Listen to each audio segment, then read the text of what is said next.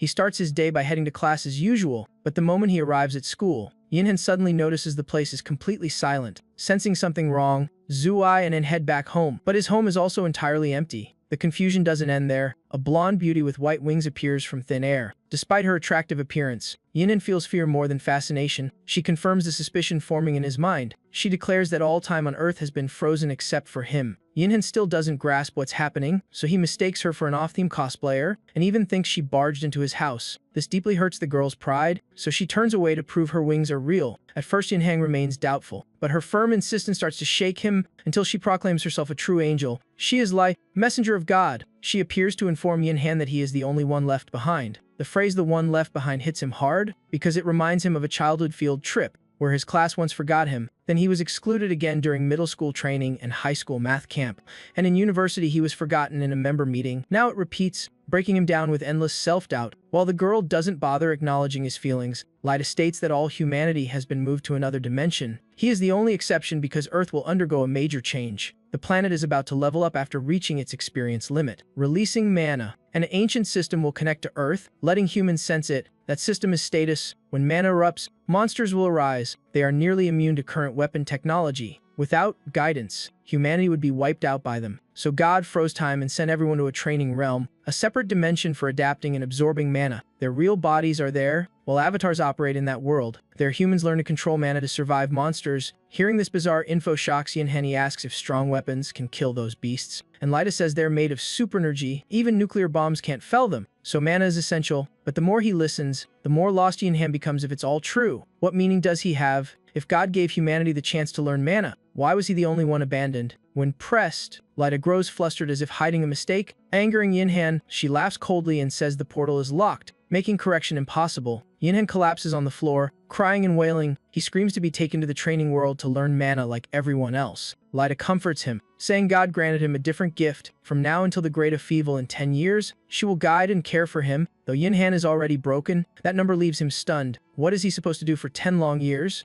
Lyta suggests he should train for the coming crisis, but Yinhan complains he doesn't know how to use mana. She says he only needs to build strong physical fitness, but he fiercely objects, feeling it's deeply unfair, especially since everyone will become powerhouses after 10 years. While hell be nothing but a punching machine, yet Lyta gives him no chance to argue, and so his lonely life on Earth officially begins. Time keeps passing. It's been 5 full years since humanity vanished. During that period, Yinhan trains his combat skills relentlessly in his familiar gym. While people in the other dimension absorb mana and unlock abilities, he can only build muscle under Lita's strict supervision. At first she forced him to train, but after 5 years of repetition, she grew bored before he did. The truth is Yinhan is utterly exhausted too, but with no other choice, he continues. Lita quietly watches his training silhouette. Over the years his body has developed tremendously. His strength has clearly increased. Normally if you can maintain focus that long, his endurance is astonishing. Lita believes Yinhan was never ordinary, even once hiding himself from God's sight, but he cuts her off, thinking being left behind was his own fault. Even after being yelled at, Lita strangely smiles. Her noise is the only thing easing his loneliness for 5 years. At first she stayed with him almost every day. Gradually she only visited once a week. All his meals were prepared by Lita. At mealtime, a full feast appeared magically, even tastier than his mother's cooking.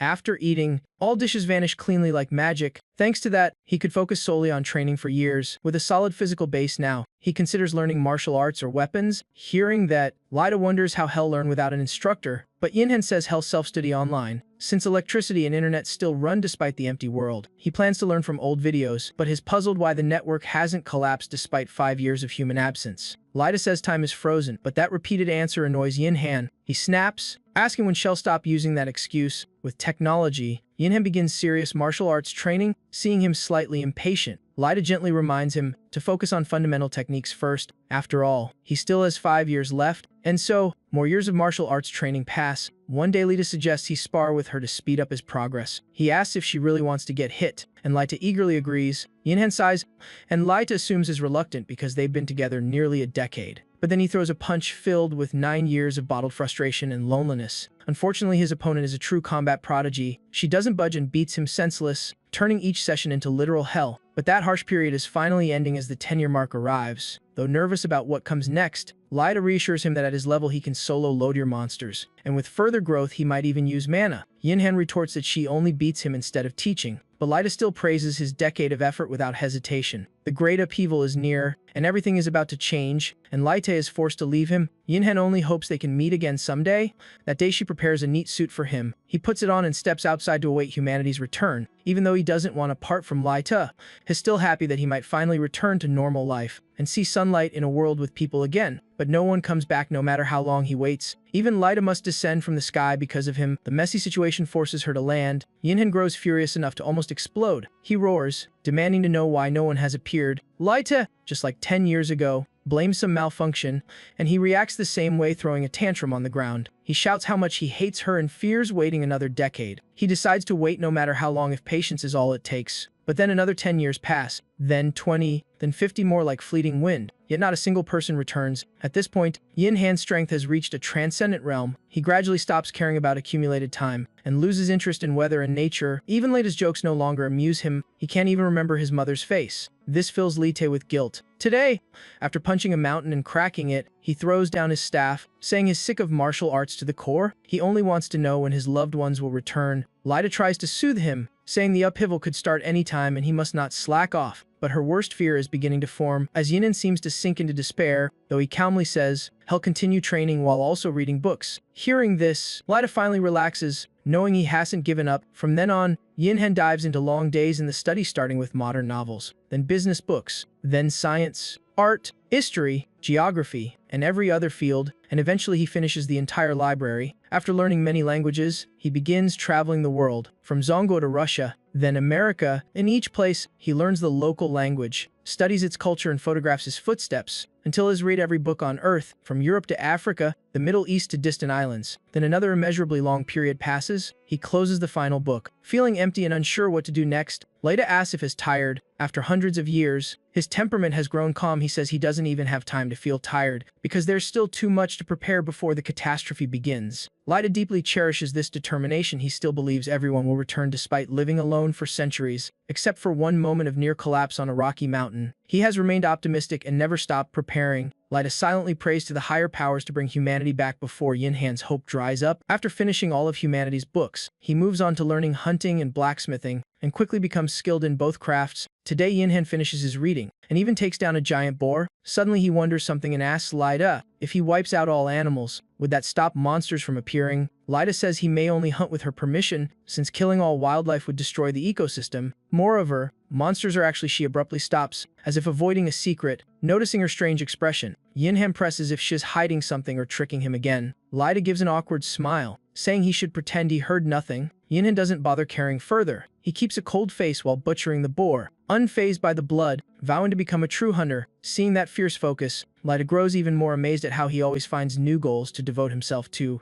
It has been 274 years since he was left behind, long even for an angel. Yet a mortal like Yinhan has endured, preparing for the future through all those endless years. Laite must admit that Zuoi Yinhan is the most extraordinary being she has ever met. From trekking mountains to diving into the sea, he has hunted countless creatures, and as an extreme hunter, his final target becomes a sperm whale. Of course, Laite opposes it, since it's dangerous and prohibited, but seeing his pitiful pleading, she reluctantly grants permission once. Then another 300 years pass, and his hunting and butchering skills reach mastery. He returns to blacksmithing but meets countless obstacles because theory is easy yet practice brutally hard. Every step differs from what books describe. He fails repeatedly while trying to forge weapons. At times Yinhan feels useless, yet he never quits. After countless failures and 5 more years of persistence, he finally forges his first sword, though its quality is terrible. Of course, Yinhan isn't satisfied. He's even more annoyed when Lita calls it an amazing achievement, even though the blade can't cut a radish. But Lita still decides to keep it as a keepsake. She gazes at it like a mother watching her child grow, her heart overflowing with pride, while Yinhan continues advancing nonstop. After that, he begins forging all kinds of weapons humanity once created, from small knives to great swords, then spears and war axes, hammers and dozens of other arms. In a blink, another 50 years pass. He repeats his craft until the results finally satisfy even himself, because time is the one thing he has in abundance. And after centuries of hammer swings, Yinhan forges a masterpiece, a spear so perfect it's unbelievable. Laite is stunned, calling it the finest steel weapon she's ever seen. But since Manhwa's appearance, a material surpassing steel has also emerged, so Yinhan decides to keep researching and forge with the new material.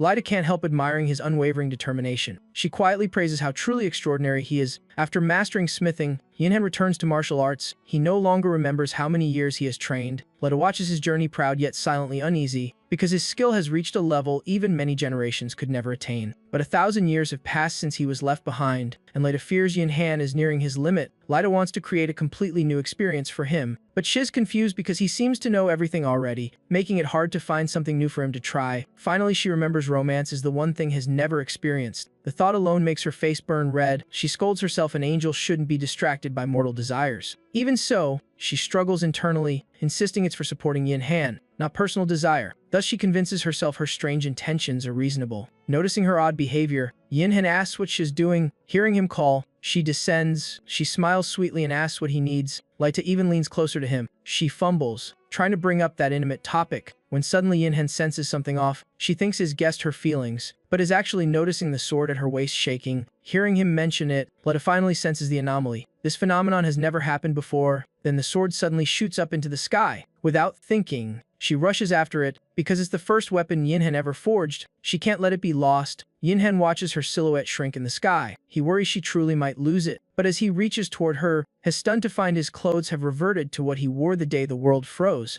The scenery around him distorts into something unfamiliar, and he realizes everything is returning to that fateful moment long ago. While Lida soars upward and grabs the sword, in that moment, she accidentally looks down and realizes the great upheaval is silently beginning. Suddenly, Yin's body is lifted off the ground. Even someone as hardened as him is terrified. Seeing this, Lida turns pale with fear. She laments how cruel this situation is. Her heart aches knowing she has no chance to say goodbye.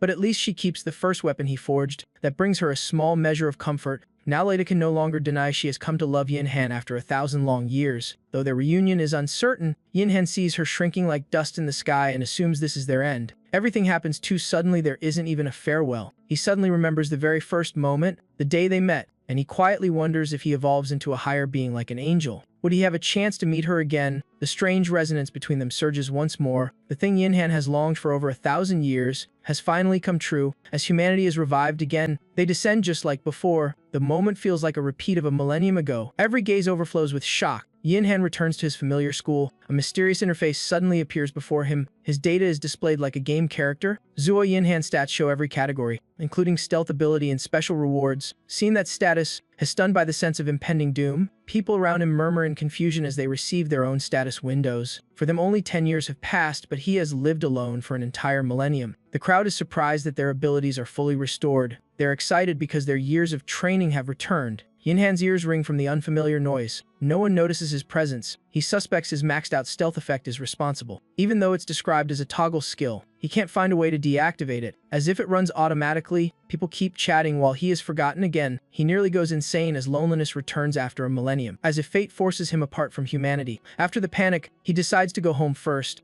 At least he still feels some joy inside now. The crowded streets move him after so long. He opens the door to his old home. He assumes his parents won't recognize him like everyone else, but his mother calls his name with deep emotion. Before him is the face that had faded from memory. His mother trembles from overwhelming feelings. He hugs her tightly in tearful joy. Her restored appearance brings back memories forgotten for 1,000 years. The next morning, he sees his first sunrise in a millennium. The taste of his mother's cooking shakes his heart. His father calmly reads the paper. Though something feels off, he slams the paper down, complaining about the lack of news from Hijia. Father says he was in Hijia. Mother and Zaman, making Yin realize nothing is truly the same. Father praises Hijia's resource. Mother complains mana is hard to learn, while Yin feels lost since he never experienced it. His mother suddenly asks a question that makes him choke on his food. He panics, not knowing what to say. He can't tell them he was stuck alone on Earth. His 1,000 years equals only 10 for his parents. He chooses to hide it so they won't worry, so he lies that he was sent to some unknown region. He adds a few lines about struggling with mana, and his mother agrees, blaming unreasonable population assignment. She says they had to accept it to keep the world's balance stable. Yin reflexively replies, then realizes he said too much. His parents both stare at him, startling him. He hurriedly claims he was just babbling to cover it up. He reminds himself to stay cautious to avoid suspicion. His mother eagerly asks about his 10 years of training results. She says mastering mana can earn big money hunting monsters. They hope he'll be among the strong, while he hides his 0 mana. The meal grows heavy for him. He finally feels he can't keep hiding it. He admits he can't use mana at all. He braces for their disappointment. But his mother cheerfully says he should just focus on studying. And though his father is a bit let down, he doesn't blame him. Their gentle reaction makes him sigh in relief. To him, peace is what matters most now. But when he returns to his room, he finds the perfect steel spear still there. Instead of disappearing with the world reset, he wonders if it's related to Lida, who tried so hard to keep it for him. Either way, the spear is enough for battle, saving him from searching for another weapon. When he performs a few swings, a system window pops up showing the spear's stats. It's described as a masterpiece of human craftsmanship, as durable as monster materials. He studies the description slowly. He has no idea whether 800 damage is strong or weak, so he decides to start gathering data. He goes online, browsing countless new posts with excitement. Returnees share the knowledge they brought back. He checks level lists and the types of monsters soon to appear. He will have to handle all of them. Normal people can only fight level 5 monsters.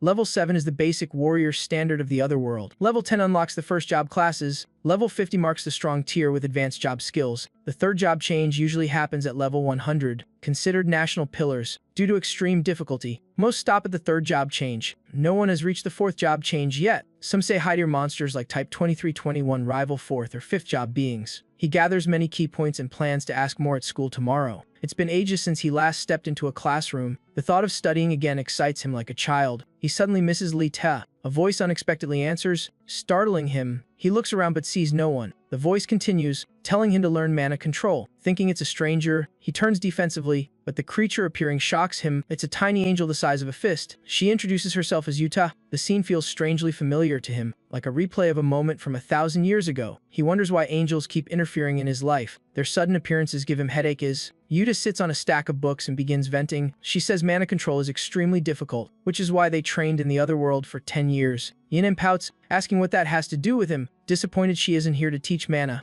Yuta snaps lightly, saying that's exactly why she had to appear. She says someone strong fought for fairness on Yin-Han's behalf. That person argued he deserved support after 1,000 years of training, so the higher-ups sent another angel to guide him. Yin-Han instantly knows that person can only be Li Te. It seems she defended his rights until the end, but he wonders why Lita didn't come herself, and hears Heaven fears they are too close. The higher-ups even worry feelings have formed between them. Yuta looks him up and down, muttering that something is off compared to reports. Yin-Han asks what she suspects. She questions his true combat strength. With his power, he can crush low-tier monsters without angelic help. Yet Lita cried that he needed special care because he lived alone for 1,000 years and can't use mana. She claimed he was pitiful beyond words, but seeing him now, Yuta finds only the mana part true. His strength is that of a beast in human form. Even so, she can't change her assigned mission, so she must continue as his free caretaker and begin opening his mana flow. Hearing Shell assist his mana, Yin-Han feels zero trust and secretly wishes for a teacher swap. The tiny angel tilts her head arrogantly, standing on his head like claiming territory. She says the support is simple, she just needs to circulate mana beside him.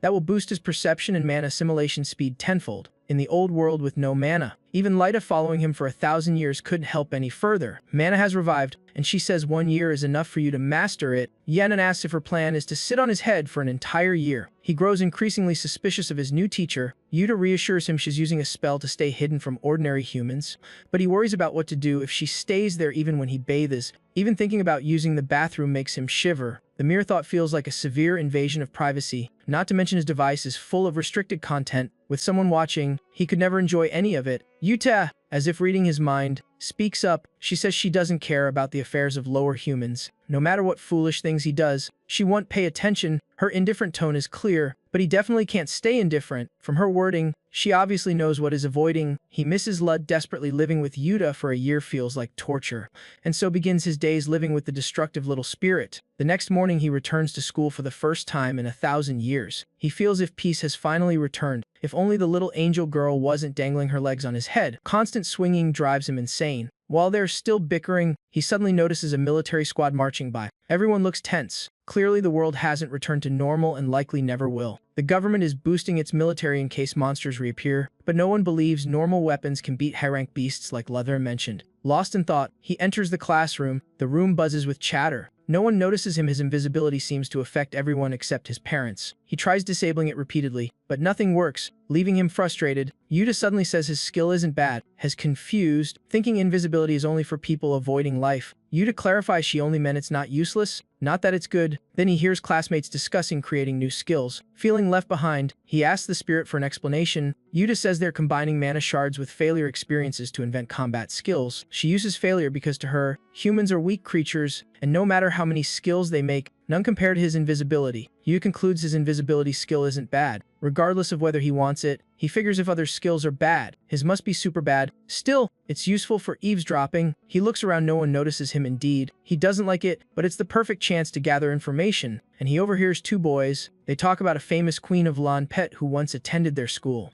His classmates guess that when monsters appear again, her secret identity will be exposed. Yananan assumes she was once a star student in the MANHWA world. He grows curious about who this queen is. The class also discusses when the dungeon will appear. He listens carefully, thus he learns that many other worlds will appear, and each will come with level limits. He immediately asks Yuta. She replies that the essence of a dungeon is a trap set by the Lord. At first it lures monsters in with countless benefits. Once enough gather, it instantly seals shut, but humans with sufficient level can enter and exit freely to hunt safely. Yanan wonders why they don't just keep monsters locked forever. Yuta says each dungeon cycle expels some monsters, so humans must clear them regularly. Some monsters are too smart to fall for the trap, and some are strong enough to break out. They gather and form their own dungeon-like territories. He sighs, realizing nothing is simple. Right then the teacher enters the classroom. Class begins as usual with roll call and a long, dull lecture. The topic is how students must adapt to the new era. The UN has banned reckless mana use with maximum penalties. While nations focus on monsters, the economy will shift violently, with many businesses collapsing and others booming. Bored,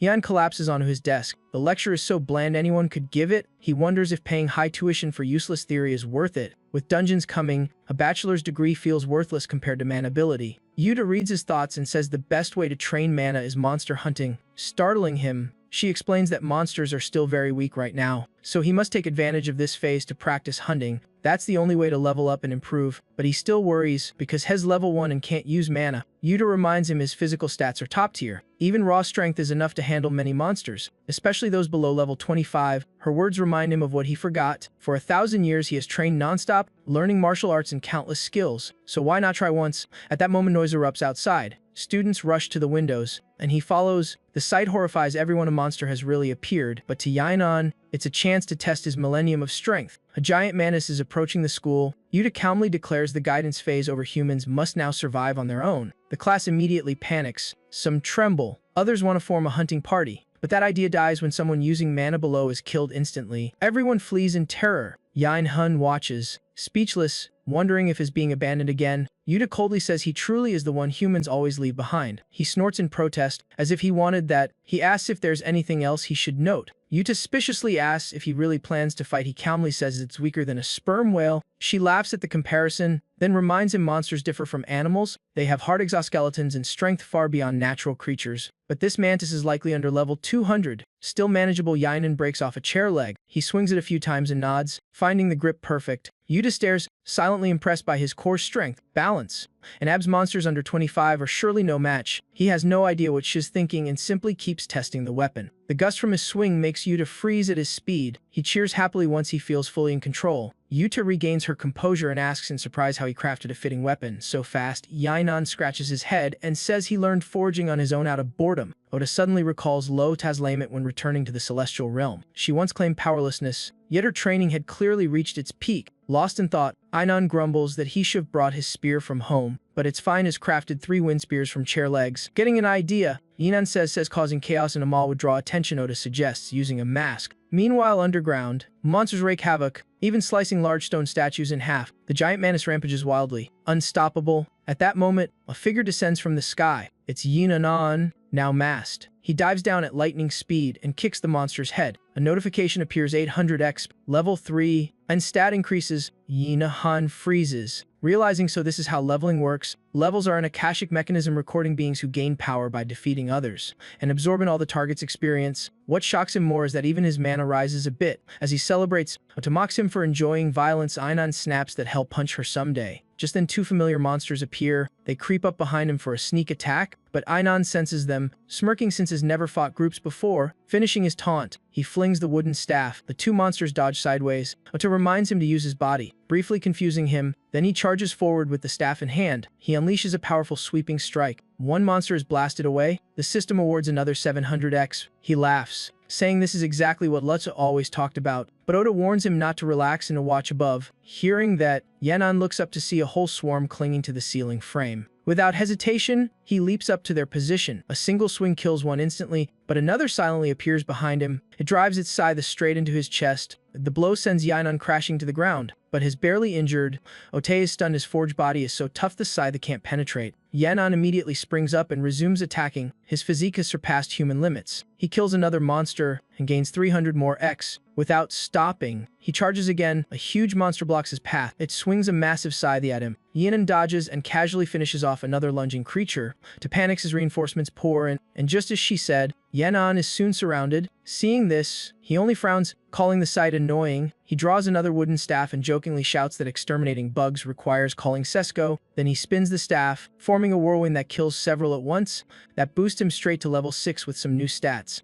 He's still hyped to clear more when an unexpected event occurs. Bright lightning bolts suddenly crash down from above. Yinon is confused, unsure what's happening. When the lightning fades, he sees a girl in the distance wielding thunder. She's masked as well. Yana stares, wondering what kind of mage she is. Oda hurriedly pulls him back to killing monsters. Meanwhile, the girl remains still. She keeps firing lightning to finish off the monsters. Oda sighs in awe at her massive mana, while Yinon mumbles, wondering if she's leveling up just like he is. Each time he levels up, his energy restores, and now he has just slain the last monster. His spectacular performance leaves nearby onlookers stunned. Ignoring them, Yinon sighs, saying he's exhausted. Just then armed soldiers arrive, apologizing for being delayed, but upon arrival they freeze completely, because every monster has already been wiped out. Corpses are scattered all over the ground. Yinon doesn't carry rummages through bodies, mumbling that these look like soulpatch gems. Hearing that, Ote explains that by cutting apart the corpse, he'll find mana stones if he digs into the hardened bone where mana gathers shall show him the spot.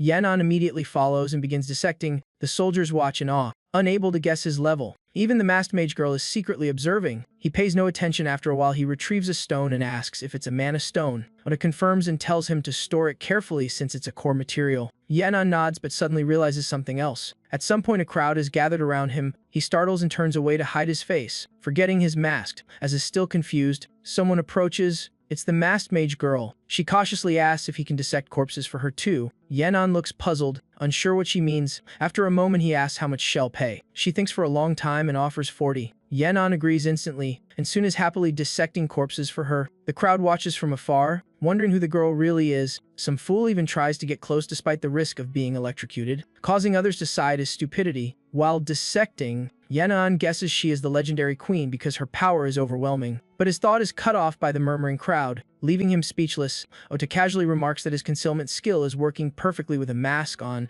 No one can remember him. Hearing that, his mood sinks, so he vents by butchering the corpses more aggressively. A while later, he finishes all the dissections. He hands the mana stone to the queen, and she accepts with thanks. Done with the task, Yinon heads to the soldiers, saying he's leaving, but the commander blocks him, wanting to question him and demanding cooperation. His eyes clearly intend to pressure him. Before anything happens, his head is zapped numb. The one who acted is none other than the queen. She's the only one here capable of such magic. The crowd cheers at her intervention. In the chaos, Yinon grabs his bag and slips away, saying he must leave before things worsen. Oda says he needn't worry. He's still confused when someone yells that the masked man has vanished. Even though he waves to signal them, no one can see him. He collapses in despair, while Oda pouts that she already told him not to worry. Yinon silently cries. Turns out it's true. This is what he wanted, yet he somehow feels sad. The long day ends with the appearance of two prodigies. That night, at the park near home, Yinon sits on a bench in a daze, making Oda ask what he's doing. He calmly says his drafting armor designs, though difficult, he at least wants arm and knee guards. Hearing that, Oda pouts that monster materials are hard to process and he should find a master smith instead. But Yinon winks confidently, saying the true master smith is right here. Seeing that attitude, Oda recalls Lot's words in the celestial realm and wants to snap. Didn't he claim to be useless? She grits her teeth and says Lut's name, making Yinon curious if she remembers Lotter too. Biting her lip, Oda nearly growls that she remembers very well, so much she wants to go back and find her. Suspicion rises in her that Yinon is cheating in some way. Thinking this, she clears her throat and asks if he knows anything about mana crafting. Yinon quickly shakes his head, saying he knows nothing. Ota exhales in relief, knowing he can't sense mana, so of course is clueless. But before she finishes speaking, Yinon grabs her waist, excited to learn a new skill. Ota panics and scolds him to back off, promising to teach if he lets go. Yinon realizes the odd gesture and apologizes shyly. Ota blushes, blaming him internally for being clueless, then begins explaining. First, mana crafting is based on mana crystals. They're like magic stones used to make items with special energy. Armor and weapons originate from this alchemy concept. Hearing this, Yanan gets even more excited and instinctively grabs her waist again. That enrages Ota. She slaps him and reminds him she already said she'd teach. She steps back, sighing and muttering she must talk to Lothars. When she returns to the celestial realm, MANHWA blankly asks what she'll say. Ota almost blurts her thoughts but swallows them. She changes the subject and continues the lesson. To begin crafting, you need materials and magic stones, the crystals similar to mana stones. Hearing that, Yanan asks if mana crystals are like magic stones. Ota slowly nods. For example, the piece that serves as a dragon's heart. Yanan's eyes instantly light up. Ota doesn't notice and explains the magic stone must be placed beside the material to synchronize during crafting. After forming the equipment base, the magic stone must be ground into powder, then rubbed onto the item's surface. That completes the basic step. At that point, the item stats will rise. Yanan asks in surprise why it's so easy. Ota explains the basic form only boosts effectiveness and minor stats. More advanced is mana forging, creating special abilities called tool forms, but it's far more difficult, and Yanan can't do it yet because he cannot control mana. Hearing that, he feels a bit down, but quickly recovers and asks her to continue teaching. He believes he must try to know. Ota is slightly surprised, then sighs and says to upgrade equipment into the special form, the user must control mana, and must fully bind the magic stone. Stones with different attributes will affect the resulting item. They can create fire or ice weapons, or increase damage resistance, even add healing effects, and the wearers will decide the final function. The stone's quality is also crucial. Yan frowns and says the theory sounds great, but reaching that level is too hard. He's unsure he can do it. Even so, he starts working immediately, making Ota gasp at his craftsmanship. Soon the basic armor takes form. The arm and leg guards are also finished when he sprinkles magic stone powder. Ota can't believe he succeeded despite lacking the skill. Yanan laughs and says it's all thanks to manual craftsmanship. Ota frowns in thought, admitting he learns fast and grasps concepts instantly. If he keeps adapting like this, his future power will be terrifying. Thinking that, she asks what he plans to do next after finishing the armor. Yanan replies to just wait and see because he still has one magic stone left. Saying that, he closes his eyes to focus. Instantly energy spirals around him. To gasp in panic, shocked his trying to add an effect without mana, far too risky. But Yanan ignores her and continues pouring his will into the process. He wants to create something akin to the mantis scythe strike. The magic stone in his hand begins to dissolve. Ota grows tense, afraid he'll waste the material, yet hoping he'll break through. The stone grows dimmer by the second. Finally, Ota decides to inject him with a bit of her own mana. And once the nearly depleted stone flares back to life, Yanan is stunned by the sight. Mana energy quickly envelops his body, then condenses into a bright point before him. The arm guards are now imbued with an added effect. Ota nervously asks if they're ruined. Yanan smiles confidently, saying the gear has reached level 2 and carries the magic stone effect. He swings his arm once to test. The iron chain before him is instantly severed. Yanan smiles in deep satisfaction, exactly as he hoped. Ota is horrified. She never expected him to recreate the mantis windblade attack onto the gauntlets. Yanan is thrilled, smirking that things are about to get busy. Ota regains composure and nods, saying he'll be busy crafting more items, but Yanan shakes his head, leaving her confused. Before she understands, he jumps up and runs because he broke the swing chain. To shout she'll fix it with magic, so stop running, but is already dashed out of the park. After yesterday's mantis incident, the media reports nonstop about Yan and the Queen. He hears it but calmly prepares for school as usual, but his mother anxiously begs him to stay home. Ota sits on his head wordlessly watching the scene. His mother keeps pleading since monsters still roam outside and it's extremely dangerous. Yanan sighs helplessly because her tight supervision prevents him from doing anything in his room, so he refuses and reassures her he'll run the moment he sees a monster. She still worries and tells him to be careful. Yan reminds her to stay home while he heads to school. After saying that, he escapes quickly. Once outside the building, he exhales. He was nearly detained. His mother's war skill is far too strong.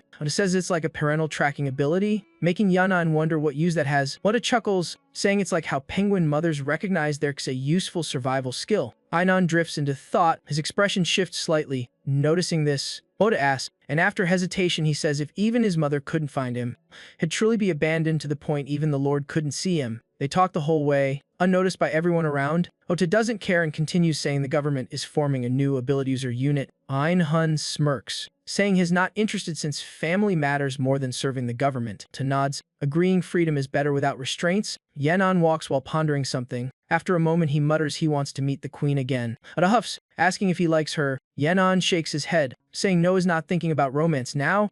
Ota suddenly suspects something and questions him, but Yanan immediately denies her misunderstanding. She keeps probing, suspicious that excessive physical training lowers desire. Yanan snaps, shouting he's not a eunuch. After yelling, he freezes in place, realizing he's standing in the middle of the street like a statue, but no one pays attention to him at all. Oda pouts that even if he shouts Unich, people won't bother turning around. Yan'an blushes in frustration with nowhere to vent, then sits down and sighs, saying he's figured out the reason. Oda asks what it is. Yan'an hesitates, then says the reason is Lutty. Hearing that, Oda clicks her tongue, complaining that after living 1,000 years with a celestial beauty, of course human women seem dull. The more he listens, the more annoyed Yan'an gets, so he avoids the topic, but he still admits the queen's mana ability is impressive, while he himself can't use mana at all despite leveling up. Power is far beyond normal limits. Ote explains that's normal, that's why the Lord sent humans to other worlds to train. Wine Hun grumbles, asking if that means everyone except him. Oda clarifies that he hid his existence even from the universe. Saying that, Oda suddenly freezes. After a moment she adds that especially Jo Weinan, who can process monster materials without mana. But right after saying it, her expression darkens. Seeing this, Yan'an asks what's wrong. Oda presses her lips together and says she senses a pack of monsters nearby, around 70 wolves led by a level 35 diamond wolf. Hearing that, Yan'an stiffens. He panics, yelling that a level 35 monster leading a whole pack makes no sense. How could such a strong monster show up now? To sighs, saying she sensed anomalies yesterday. Having level 10 monsters on the second day is already a problem. Yan'an gets even more irritated and demands why she was so calm yesterday. To pouts, saying she couldn't care less when the enemies were loadier. Yan'an is speechless. Ote is nothing like La. She carries the arrogance of a noble lady, clearly dividing strong from weak, while La Datis, though sometimes silly, was gentle like an older sister. Remembering that, Yan'an suddenly misses her. Seeing his expression, Oda coughs lightly and says she'll tell the truth. Yan'an waits blankly for her to continue. Oda hesitates, then says Earth has become abnormal, and she needs his help.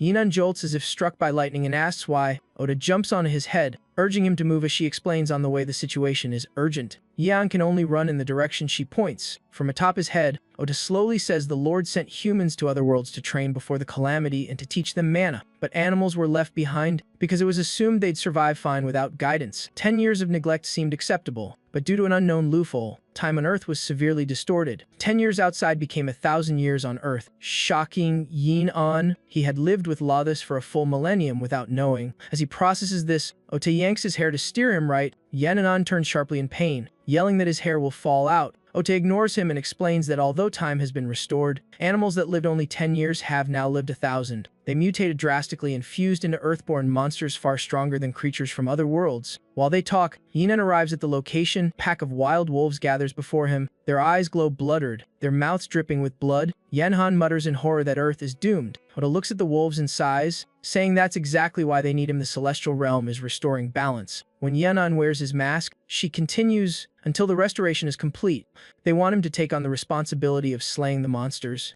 They promise huge compensation if Jo Weinan wipes them out. A pack of wolves spots him and charges to attack. He flips up to evade the sudden strike. In hand draws his spear, grumbling about the tedious quest. Oda becomes extremely worried after hearing that, but In Hand then asserts he will still take the mission. He dives down, stabbing from above. In Hand roars with vigor, stating why he's excited. The heavy blow sends a shockwave that scatters the wolves. Some die while others are badly injured. He gains a large amount of experience points. His level jumps straight to 9. All his combat stats rise accordingly. Oda's expression changes at the sight. She angrily scolds him for being reckless. In Hand gives up, explaining it's not like that. Wolves rush in again at terrifying speed, sensing the killing intent. He spins his spear to counterattack. Another group of level 18 wolves is taken down. In the middle of fighting, a distant noise draws his attention. Another pack is chasing fleeing villagers. A former returnee tries casting fire magic but fails. He panics, having run out of magic energy. In Hand appears just in time to save him. He charges straight into the wolf pack. A single thrust instantly kills several wolves, but another wolf closes in on the man. The man shuts his eyes in despair, awaiting death. Not feeling pain, he slowly opens his eyes. He sees an ant standing atop the freshly slain wolf. In Hand earns enough experience again from the kills, but the system demands he choose a new class to reach level 10. The surrounding people recognize him,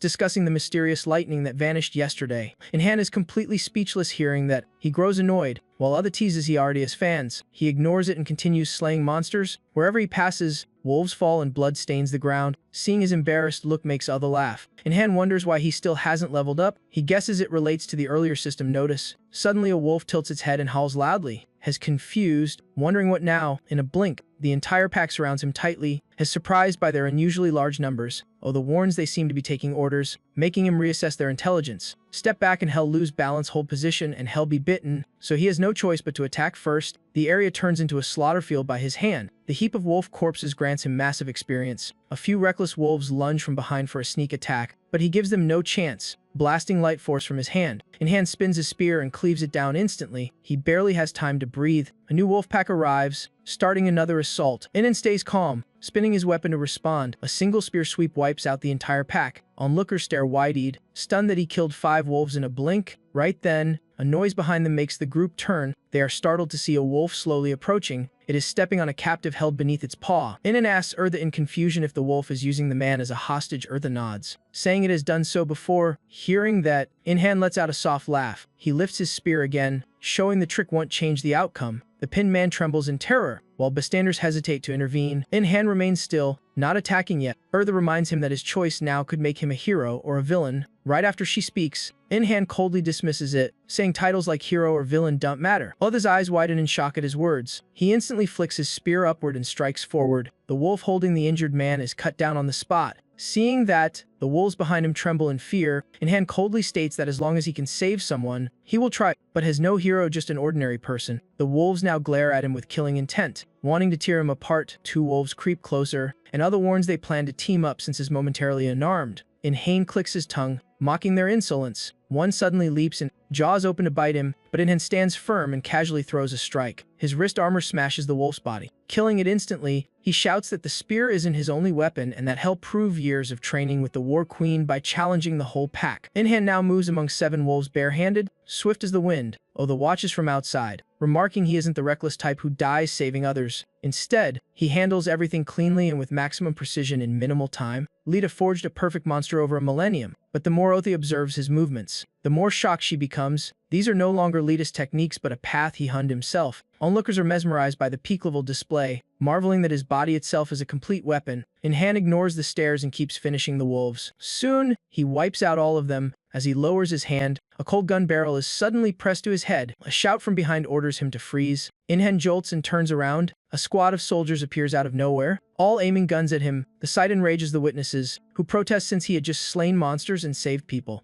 The complaints leave the female lieutenant, leading them flustered. She exclaims in disbelief that he really wiped out all the monsters. She orders her troops to seal the area for inspection. Then she rushes to In-hand to apologize, hoping he won't misunderstand. She explains they never intended to shoot, only thought monsters remained. She rambles so much that her subordinate reminds her he isn't listening. The lieutenant startles when she turns back and sees no one in front of her. She complains he vanished like lightning again. While In-hand just a few steps away can only sigh at her, he ignores it and bends down to carve up the wolf corpses with his spear. He thinks he needs his own knife and should find a proper place for it. While he's focused on the task, the lieutenant spots him again. She runs over begging him to listen, but In-hand firmly shakes his head. Her face darkens as she asks if he resents the army or the nation. He coldly answers no. She keeps urging him to cooperate, but he still refuses. She's on the verge of tears, unable to understand why. In-hand pauses for a moment. He feels accepting would only bring trouble, and Otha immediately agrees. Hearing Otha, he startles and asks if she's reading his mind. Otha says no need, his face shows everything, making him grumble that he's wearing a mask. Watching In-hand muttering and trembling in frustration, the lieutenant stands there bewildered. Right then,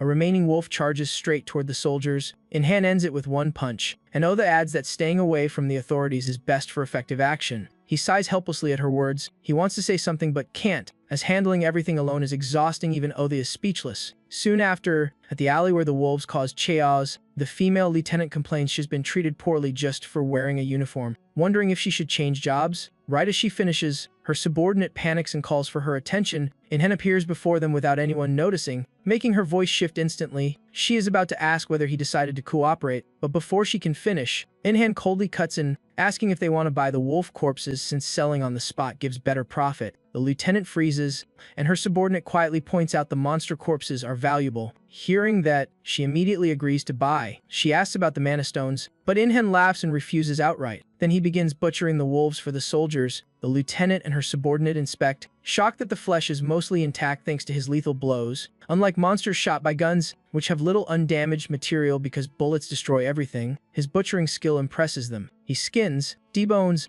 and processes everything swiftly and precisely. The lieutenant starts recording video. She sends it to her superiors, praising the terrifying skill of the lightning guy. Her superior shouts, ordering her to bring him in immediately. She hesitantly says has not interested, but her superior tells her to use seductive eyes to lure him. She is speechless, and her subordinate says that method is hopeless. A moment later, In-Han returns. He lifts his chin and demands payment right away. Before she can even attempt her charm tactic, he ruins it, and she sighs, saying she'll report to her superiors. In-Han grins, pleased with finishing the job and earning quite a bit of mana stones. In his hand are 2 pea-sized stones. He glances at Other and asks if they're edible. Other panics and stops him, saying monster energy would destroy his mind. Her words remind him of the man who swallowed stones, turned into a monster, and caused havoc. Hours later, In-Han is still waiting for payment in the alley. Ye Jiang's people arrive with a suitcase containing 37 million. Other sighs at the amount, saying they're paying generously to win his favor. And indeed, Ye Jiang smiles seductively, intending to persuade him into something. But before she finishes, In-Han turns away and leaves immediately. She's so harshly rejected she freezes, then yells after him, but he doesn't stop and presses a device in his hand. Bright flashes erupt. When the light fades, he's gone, leaving her shocked and wondering what level he is, but they don't realize he's standing right behind them. Other reminds him to reactivate invisibility while they still face the other way. In-Han nods, removes his mask, and walks off casually, Other beside him commenting as they go, with only 1 day left before the Qiandang's large-scale inspection. They must leave immediately. Ye Jiang's group has no idea what he's doing. They search the entire area all day without finding even his shadow. Soon, In-Han turns into a quiet street. He opens his status panel to choose his first class, scanning the list. He frowns and mutters, the names look exactly like re-game classes. He skips the assassin class since he already has stealth. Other then explains his lack of control over stealth comes from not knowing how to use mana as an active skill, which is precisely his problem, making In-Han startle and say he needs to learn mana use immediately. With too many options, he hesitates and asks Other for advice. She frowns, saying 23 classes are still too few. If he waits, the number may rise to 30 or even 40. In-Han listens silently. After a moment, Other whispers again. She advises him to choose a spear cavalry class since he's familiar with that weapon, or select a close combat path because his skills revolve around a spear. He finds it reasonable and nods, as Lita once suggested that path to him. Back then, Lita praised how quickly he learned, because he fought her every single day, and always ended up beaten badly. Remembering it, he sighs unconsciously. Other says being trained by a celestial master is a rare chance and is fortunate, but In-Han dislikes the word fortunate, thinking if he were lucky he wouldn't have lost. Other replies it's simply fate. She then explains that upon ranking up, he can choose a second and third subclass. In-Han is shocked since he never heard of subclasses before. Other scoffs, saying social media offers no real information. Noticing her odd tone, he asks if she had a bad online experience, but Other doesn't answer, so he stops asking and continues choosing a class. In the end, he decides spear cavalry is optimal. Other glances over and asks why. In-Han says the Fist King relies on fist arts, while he is now familiar with spears, so it fits. Other laughs, agrees, and says once he gets better materials, he'll forge stronger spears himself. Although she recommended the class, his own decision makes her believe he'll go even further. At that moment, a new notification pops up, startling In-Han. He panics as a new option appears: Burret Spear Knight. Other's eyes widen in shock. She exclaims this is a mutation, a unique class, letting him enter a special path from the very first job. In-Han blankly asks what a unique class means. Other explains it's a class only one person in existence possesses. It's built from his entire journey, his combat experience, and all the records he accumulated to create a class never seen before. She urges him to choose it immediately since unique classes are always the best. Even though leveling requirements are harder, it's absolutely worth it. Hearing this, In-Han selects it at once. The system notification appears right after. He becomes a Brun Spear Knight, gaining 10 damage when attacking while in stealth. Reading the notifications, In-Han looks confused. He shouts that something's wrong, because he clearly chose Burret Spear Knight. Other sighs at his complaint. She says the name just got recorded slightly differently, but the essence is unchanged. As is still annoyed, light suddenly bursts behind him. He turns to see the system releasing a surge of energy. It engulfs his body, making his chest begin to broaden. His arms also grow more solid. In moments, his whole body is enhanced. He cheers joyfully that his body has changed. Other calmly says that's the effect of choosing a first class and it can't be undone. Hearing that, In-Han can only ponder how much he has transformed. Right then, his new status window appears. After checking it, his disappointed the title still remains the lone one. Seeing his darkened expression, Oda asks if he received any active skills. He shakes his head. Oda isn't surprised, saying most first classes don't have any, and judging by his growth rate, he'll never learn mana control anyway. Hearing that, In-Han jumps up, complaining that it sounds terrible. Oh, the calmly replies it's only terrible if he were an ordinary person. That line instantly changes his mood, and he eagerly asks again. Oh, the nods, saying not to worry if he gets no active skills in Class 1 and 2. Class 3 will compensate with a strong one. Hearing this, In-hand brightens, saying he can just stockpile record data and use it all at once. Other confirms that's correct. She thinks normally a unique class holder gets 2 active skills, but he took none. If he gathers enough records by the 3rd class change, he'll gain an extremely powerful ability. Thinking that, oh, the smiles, deeming him a weak little creature yet worthy of observation. Then she grabs In-hand by the hair and drags him, saying they must leave immediately. He panics and asks where. She says she hid his money case with concealment magic so no one can steal it, and now they must hunt new monsters. In-hand nods and follows, complaining she should stop pulling his hair. She emphasizes he already has many support representatives around him, so he only needs to handle monsters within his range. Doing it alone is impossible. He must rely on others, like that queen. Above his head, Oda riding her ladder shouts heavenly orders that the greater the merit, the greater the reward, so he should compete. In-hand laughs happily, exactly the kind of request he likes, saving people and being rewarded, while his cheerful Oda changes tone and tells him to look at the enemy's direction. In-hand pauses and checks his phone screen. The alert shows a wild bear sighted in Bukhan, right where he had arrived. The locals are in extreme panic. A massive bear is roaring madly in front of everyone. People flee, but In-hand alone stands firm without fear. He slightly curls his lips. He casually remarks that tonight he might get himself some bear bile. Oh, the pouts and warns only toxin-resistant people can consume that. In-hand slumps in despair because yet another condition appears, but he doesn't step back and advances with his spear. Suddenly rubble falls from above, and the ground shakes violently. In-hand frowns and asks if the government just launched a missile. Oh, the points far ahead and tells him to look there. In-hand looks and sees the bear collapsing multiple buildings. Below it are military forces. They continuously fire at the beast. In seconds, a rain of bullets pours down on it, but it's useless, leaving them panicked and helpless before a day 4 deluge beast. The bear crushes several large vehicles next, then it changes direction and charges elsewhere. Oda sighs from afar, saying human architecture is weaker than she expected. Unable to withstand even a level 2 monster, In-hand coldly reminds her to show empathy, since this world still follows old standards. Houses, materials, money, weapons, and tech remain unchanged since the disaster, so there's no way they can endure the bear's ferocity. Seeing it beat its chest and roar, In-hand mocks that it must feel thrilled like a big fish ruling a small pond. Oda huffs, telling him to stop talking and act. In-hand replies calmly that he's waiting for the right timing. He puts on his mask, entering combat mode. The first strike while hidden must use full power. Then he sprints toward the bear. The spear in his hand swings repeatedly, but the bear suddenly turns and roars toward the exact line of his charge. Oda screams that it only detects him once he makes contact, otherwise his stealth perfectly conceals him. He grimaces but still channels energy into his spear. Without hesitation, he slashes hard across its body. Blood sprays,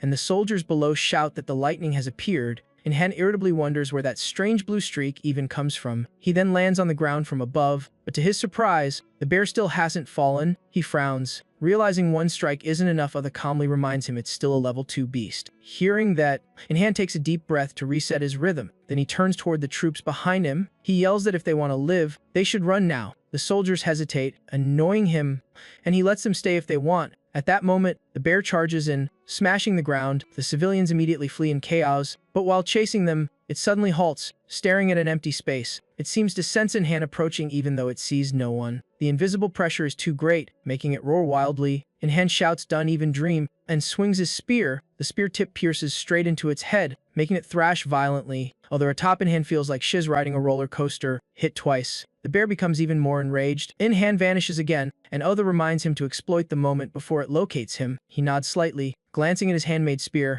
unsure if it can endure more. Though his body hasn't changed, his strength has grown noticeably after long training. He recalls the time training with Lita. She once taught him to channel all force into a single point. He once doubted and asked what would happen if someone got injured by that. Lita sighed, saying he should reach her level before asking. In-hand grumbled, boasting he wasn't that weak and someone would get hit if they fought head-on. Then he threw a punch at her, but with one strike, he was sent flying. In-hand lay on the ground whining, while Lita laughed, saying she finally understood. She thought he was insulting her. The two trained like that all day. When exhausted, he rested on her lap, and Lita spoke cheerfully. She praised him for successfully focusing his force into one point in his last strike. Then she held a strand of hair in front of him, confusing him. She smiled and said his strike had been sharp enough to cut her hair. At that time, In-hand was thrilled. Back to the present, he begins gathering all his strength, aiming at a single point on the bear's body, and waits for the precise moment to strike. He instantly drives the spear straight into the bear's skull. It howls in unbearable agony. The onlookers below freeze, thinking it died instantly. While they're still confused, the massive body collapses, and Han gains a huge amount of experience, shooting up to level 23. After finishing the beast, he lands on the ground. Finally, he can breathe a little easier. Oda calmly notes he needed 3 strikes and didn't use a single skill. Han grimaces,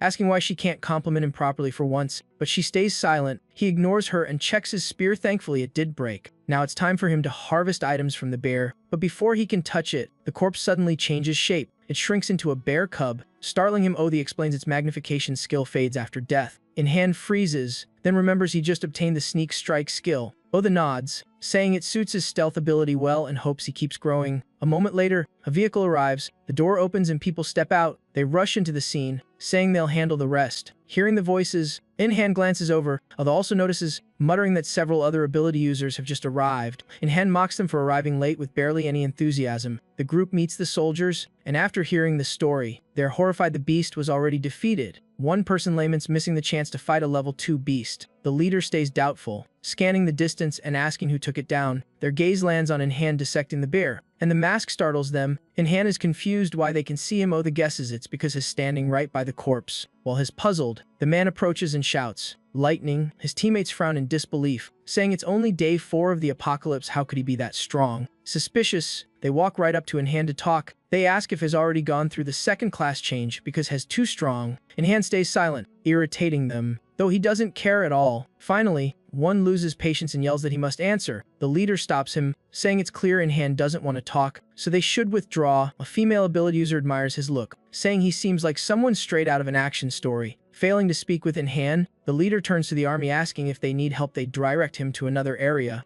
and he immediately accepts. Hearing from afar, Han remarks the guy blends well with everyone, while he himself feels defeated just by greeting people. While thinking, the man returns to speak with him again. He introduces himself as Yu-jun and offers a friendly handshake.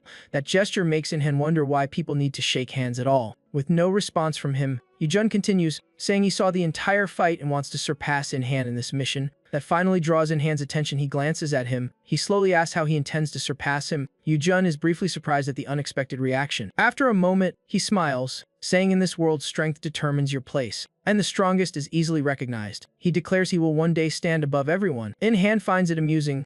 That ambition sounds like dreaming of becoming a hero. He wonders why Yu-jun must compete so intensely. Must he compare himself to others just to feel meaningful? If he wants to improve, he could just train quietly. Why pressure those around him? Han wants to tell him off, so he wakes up, but he can't bring himself to speak and swallows the irritation. Oda notices his mood shift and warns that they've already left. Hearing that, Han turns and sees everyone indeed gone. He steadies himself, saying his fine. Oda says that's the weakness of an introvert like him facing an extrovert like Yu-jun. Han doesn't reply, focusing only on dissecting the bear. Soon he gathers a pile of bear hides. At that moment, the army approaches him, thinking they want the hides. Han warns they're his. The soldier hurriedly explains no, they have another proposal. He introduces an app that reports monster locations. Hearing it, Han is still doubtful, thinking for a while before installing it. He asks if it isn't a military secret. The soldier laughs, saying it's to protect civilians. Killing monsters early reduces damage for everyone. Hearing that, Han admits the logic is sound. Without further talk, he walks away decisively, leaving the soldiers behind. One timidly asks the lieutenant if it's okay letting him leave without recruiting him. The lieutenant snaps, saying someone strong enough to kill a level 2 beast in an instant would never obey them anyway. He says he once saw ability users ruling nations and aberrations leveling territories, so he believes Han will surely surpass them later. Coercion backfires in this change era, and mutual support is all that's needed. His subordinates freeze, then praise his keen insight. The lieutenant waves smugly, claiming he's always wise thanks to studying at Kiao Yin. Their words reach Hunt and Oda, who marvel that the soldier is truly seasoned. Han says they overestimate him, while Oda argues he's undervaluing himself. If the army forced cooperation, he could crush them outright, calling it the result of coercion. But the army doesn't want to control Han, and that smart soldier chose the best path for both sides. Thus Han's mood stays steady and the talk remains calm. Even so, Han still doesn't know his true power in this new world. Oda is drifting off when Han asks about the 3 new aberrations and the plan to handle them. Oda snaps back, grinning that they should just kill all 3 to keep things simple. Han agrees instantly, saying it's time to act. He then charges straight to where the 3 aberrations appeared. The giant rat is erased in an instant. Then he deals with the giant locust. Finally, the large bird is also taken down swiftly by Han. However, as surprised his level stays at 24 despite killing all 3. Otha calmly explains those three were weaker than the earlier wolf and bear. His special class profession needs massive experience. Normal people can't reach level 30 so easily. Inhan mutters that at least they cleared all threats and fully supported the army. Now he has 10 million in reward money. He wonders if he should buy a new house. Otha snaps that such spending is foolish and will expose his identity, and disobedience means being dragged for training. She adds she'll erase all memory traces related to it so he won't worry. Inhan gapes, realizing celestial magic is truly different. The next morning, the city awakens after a terrifying night. Inhan sits quietly on his bed. A sudden notification panel appears before him, leaving him confused. It announces that the realm's connection is now fully reopened. From now on, humans can be summoned to other worlds for missions and rewards. Inhan trembles, realizing the system refers to the place he was once dragged to. He wonders if he'll be left behind again. Maybe he'll be the only one stuck in this world, so he rushes to find Otha for answers. Otha avoids his gaze, stammering that Earth's monsters exceeded limits and she's just checking some things. Before she finishes,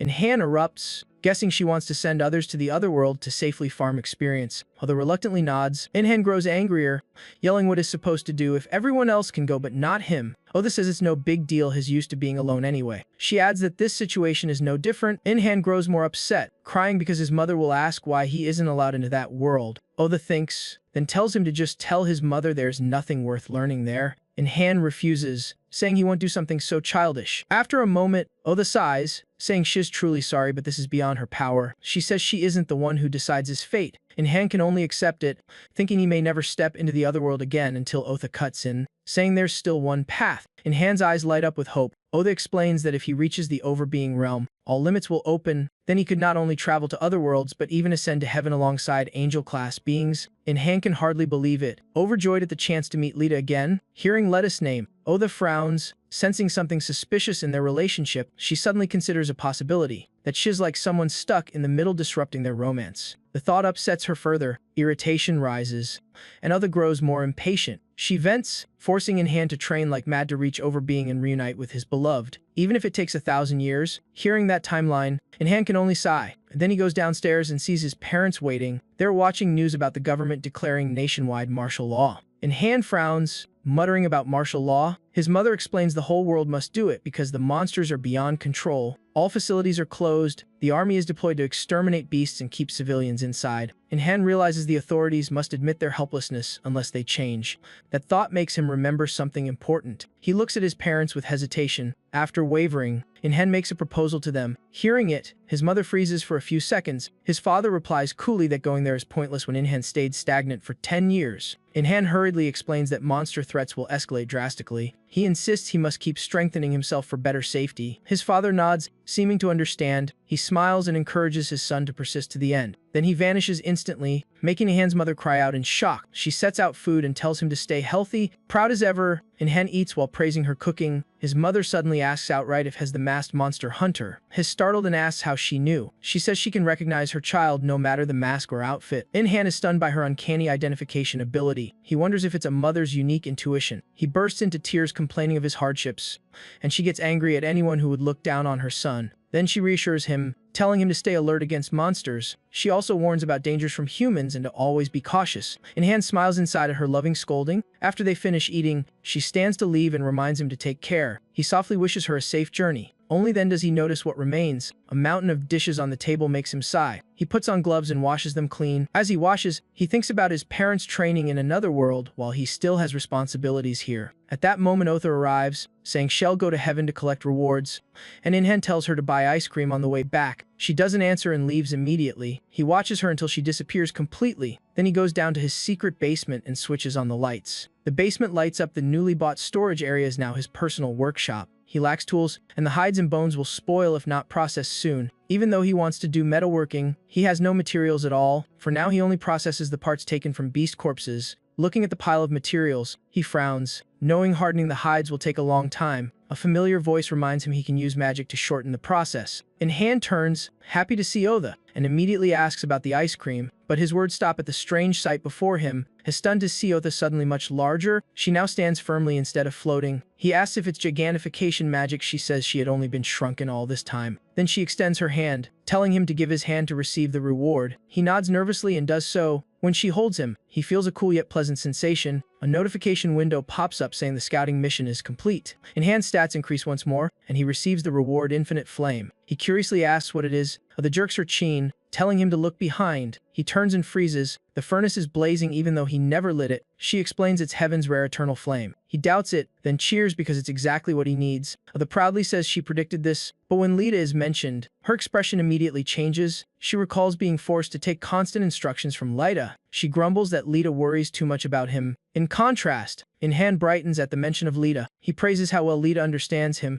making Other even more irritated. Even so, she continues with another important update. Heaven has assigned an extra mission since he can't enter other worlds. The new mission is to create a dungeon on Earth. In-hand is stunned speechless. He stammers, asking why him and how is supposed to do it. The idea feels absurd to him. He immediately refuses, saying he can't do it and tries to escape by talking about cooking noodles. Oda yells at him to stop avoiding it. She says Heaven chose him to assist in dungeon creation. Hearing that, In-hand frowns in frustration. He retorts that this mission is hers, making Otha flinch before admitting it's assigned to him because it concerns Earth. In-hand argues how he can trust a plan where 10 years became 1,000. Otha is unsettled by the accusation. She slowly explains that Earth's time is distorted by God's authority, that power causes the entire world to fall out of sync. As a result, many reactions that should happen simply don't. In-hand snorts, saying she's making excuses. Otha shouts back that it was intentional from the start. In-hand is speechless, not understanding how she stays so calm. She continues, saying 1,000 years of training is why he can create a dungeon. In-hand finds the reasoning ridiculous. Otha's flattering tone overwhelms him. Watching her smirk, he grows more suspicious. He points at her, accusing her of setting him up. Otha laughs awkwardly, saying it's a mutually beneficial cooperation. She says the mission taker gets rewards while she fulfills higher orders. Hearing this,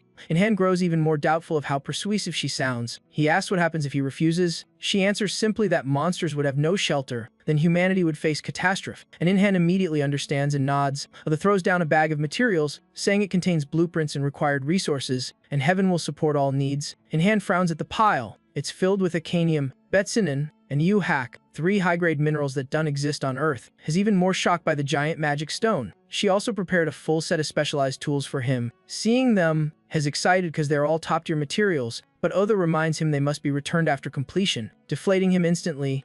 He pouts and asks how to create the dungeon. Does he have to dig or something? She shakes her head, saying no. His task is to craft a magic device that lures monsters, turning the area into a dungeon. He will use the blueprint to forge that destructive trap. Otha also warns the job will be extremely difficult. In-hand skims the design and admits its complexity, but he quickly smirks and demands she prepare the reward in advance. Otha laughs proudly, promising the reward will overwhelm him. Hearing that, he gets excited and starts immediately. He throws the magic stone into the furnace. Otha says if the fire weakens, add more magic stones. He says he understands. Then he tosses in another stone. Immediately the flames surge violently. Seeing it, In-hand quickly takes action. Soon sweat pours down, but his focused expression is striking. Otha stands beside him watching, hoping she isn't causing trouble. If In-hand hadn't chosen the night path, she would have trained him as a blacksmith. In-hand could craft weapons capable of shifting divine power balances. After several hours, In-hand forges an initial ingot. As he speaks slowly, nervously saying he might ruin it, Otha responds coldly that if it breaks, he'll just forge another. It only costs time. Her words ease In-hand. He takes a deep breath and prepares for the next step. Then he begins refining the freshly forged ingot. His entire gaze is locked onto the work. Otha silently watches, not interrupting. The longer she looks, the more she realizes something she never understood. This must be the feeling Lita once experienced. All those 1,000 Lita spent beside In-hand, Lita had watched him intently just as Otha does now. Otha once wondered why a great archangel like Lita cared so much for a human.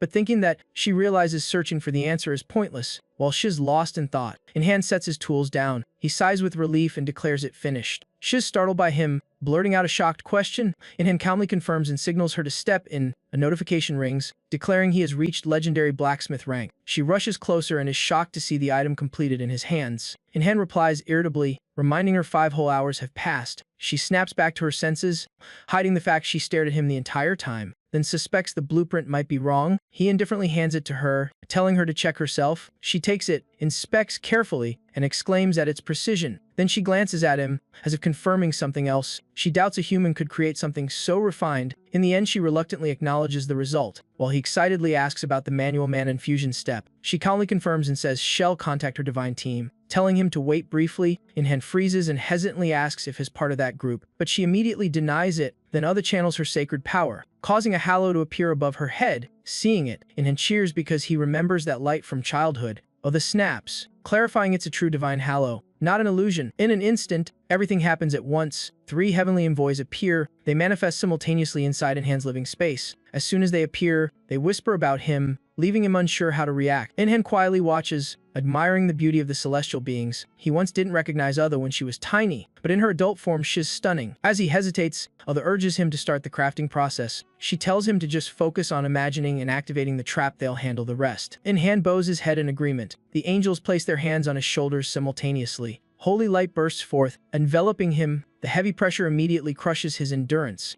It feels like mana from all directions is grinding him apart. True power of higher beings. A male angel laughs, teasing if he can withstand it. Inhan grits his teeth, vowing not to collapse. He forces himself to focus, reminding himself as the creator of this trap. He envisions a trap that lures monsters and seals them upon entry. He imagines something that draws them in like a cure for eternal loneliness. The idea strikes him, and he opens his eyes, determined to materialize that feeling. The 4 angels behind him continue channeling reinforcing power. The male angel is stunned by his will far beyond normal humans. Another angel shouts that if they let go, they'll be flung away in embarrassment. The remaining one marvels that is truly a rare case. As time passes, holy energy thickens around Inhan. After many hours, he completes Earth's top-secret annihilation trap. Sweat drenches his forehead, and he exhales in relief at his success. The male angel yells in disbelief that he managed it on his first try. The blue-haired female angel nods, saying she thought it'd faint in the first 10 minutes, yet he unlocked 2 rare options. Oda quickly explains these are expansion choices appearing at the final crafting stage. They're special effects that rarely show up as alpha or beta on a first product. Joy fills the room, everyone is thrilled. Oda glances at Inhan and invites him to go place the trap and see the result. Inhan agrees immediately, eager to witness it. Soon they reach a ruined city. Seeing the devastation,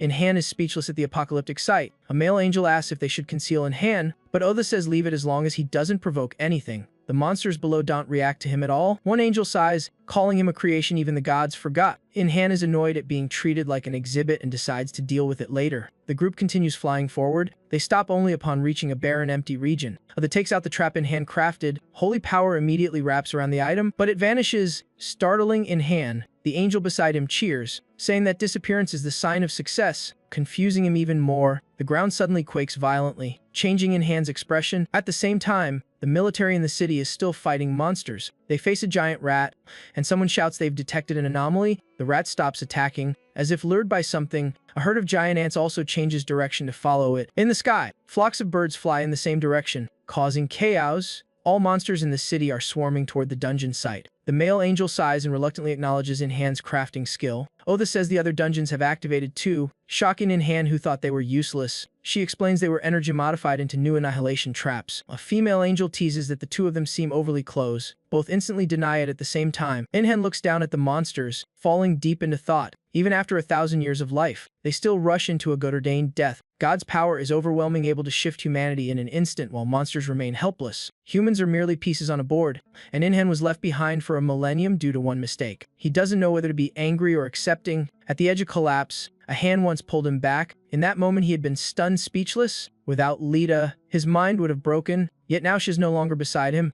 He longs to become strong enough that no one can control him. He wants power for himself and his freedom. Next morning he eats breakfast while watching news about the monsters swarming due to dungeon activation. Since he caused it, he's unsurprised and calmly cleans up afterward. He wonders when his parents will return. He can't imagine how they're fighting, but believes they are capable. While his thinking, Oda runs in to report all traps are functioning perfectly and praises him. Inhan sighs, noting there are still 27 traps left and wonders why the other angels withdrew while he's ready to continue. Oda explains crafting annihilation traps drains vast mana, so they need 2 days to recover. Hearing that, Inhan suggests using another angel group, like Lita. Oda instantly denies it, saying angels aren't as free as he thinks. Lita is overloaded and can't come to Earth. Inhan sighs, accepting she can't appear. Then he says they should return to the workshop to handle some basic steps first. Going outside with Oda, seeing her sitting on his head again, he asks why she was large earlier but tiny now. Oda replies angels must maintain their standard form during missions, and her current size is best for supporting him, making Inhan laugh and tease that she really assigns roles clearly. Soon they're back in the forge. Inhan immediately starts making more traps for the next day. Oda looks at the materials on the table. After hesitating, she says he did so well she'll give him a reward, but if he accepts,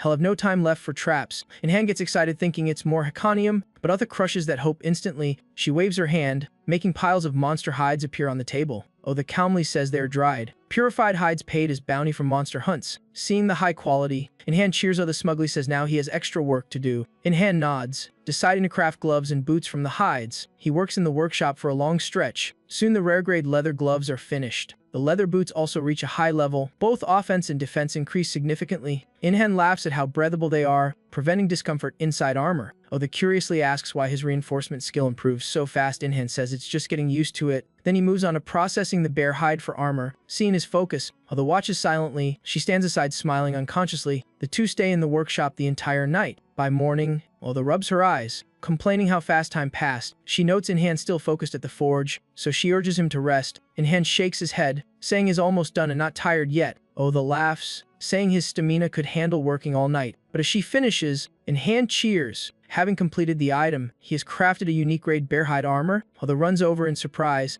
and In-hand says it's not done, he must reinforce it. He picks up the scattered bone fragments on the table.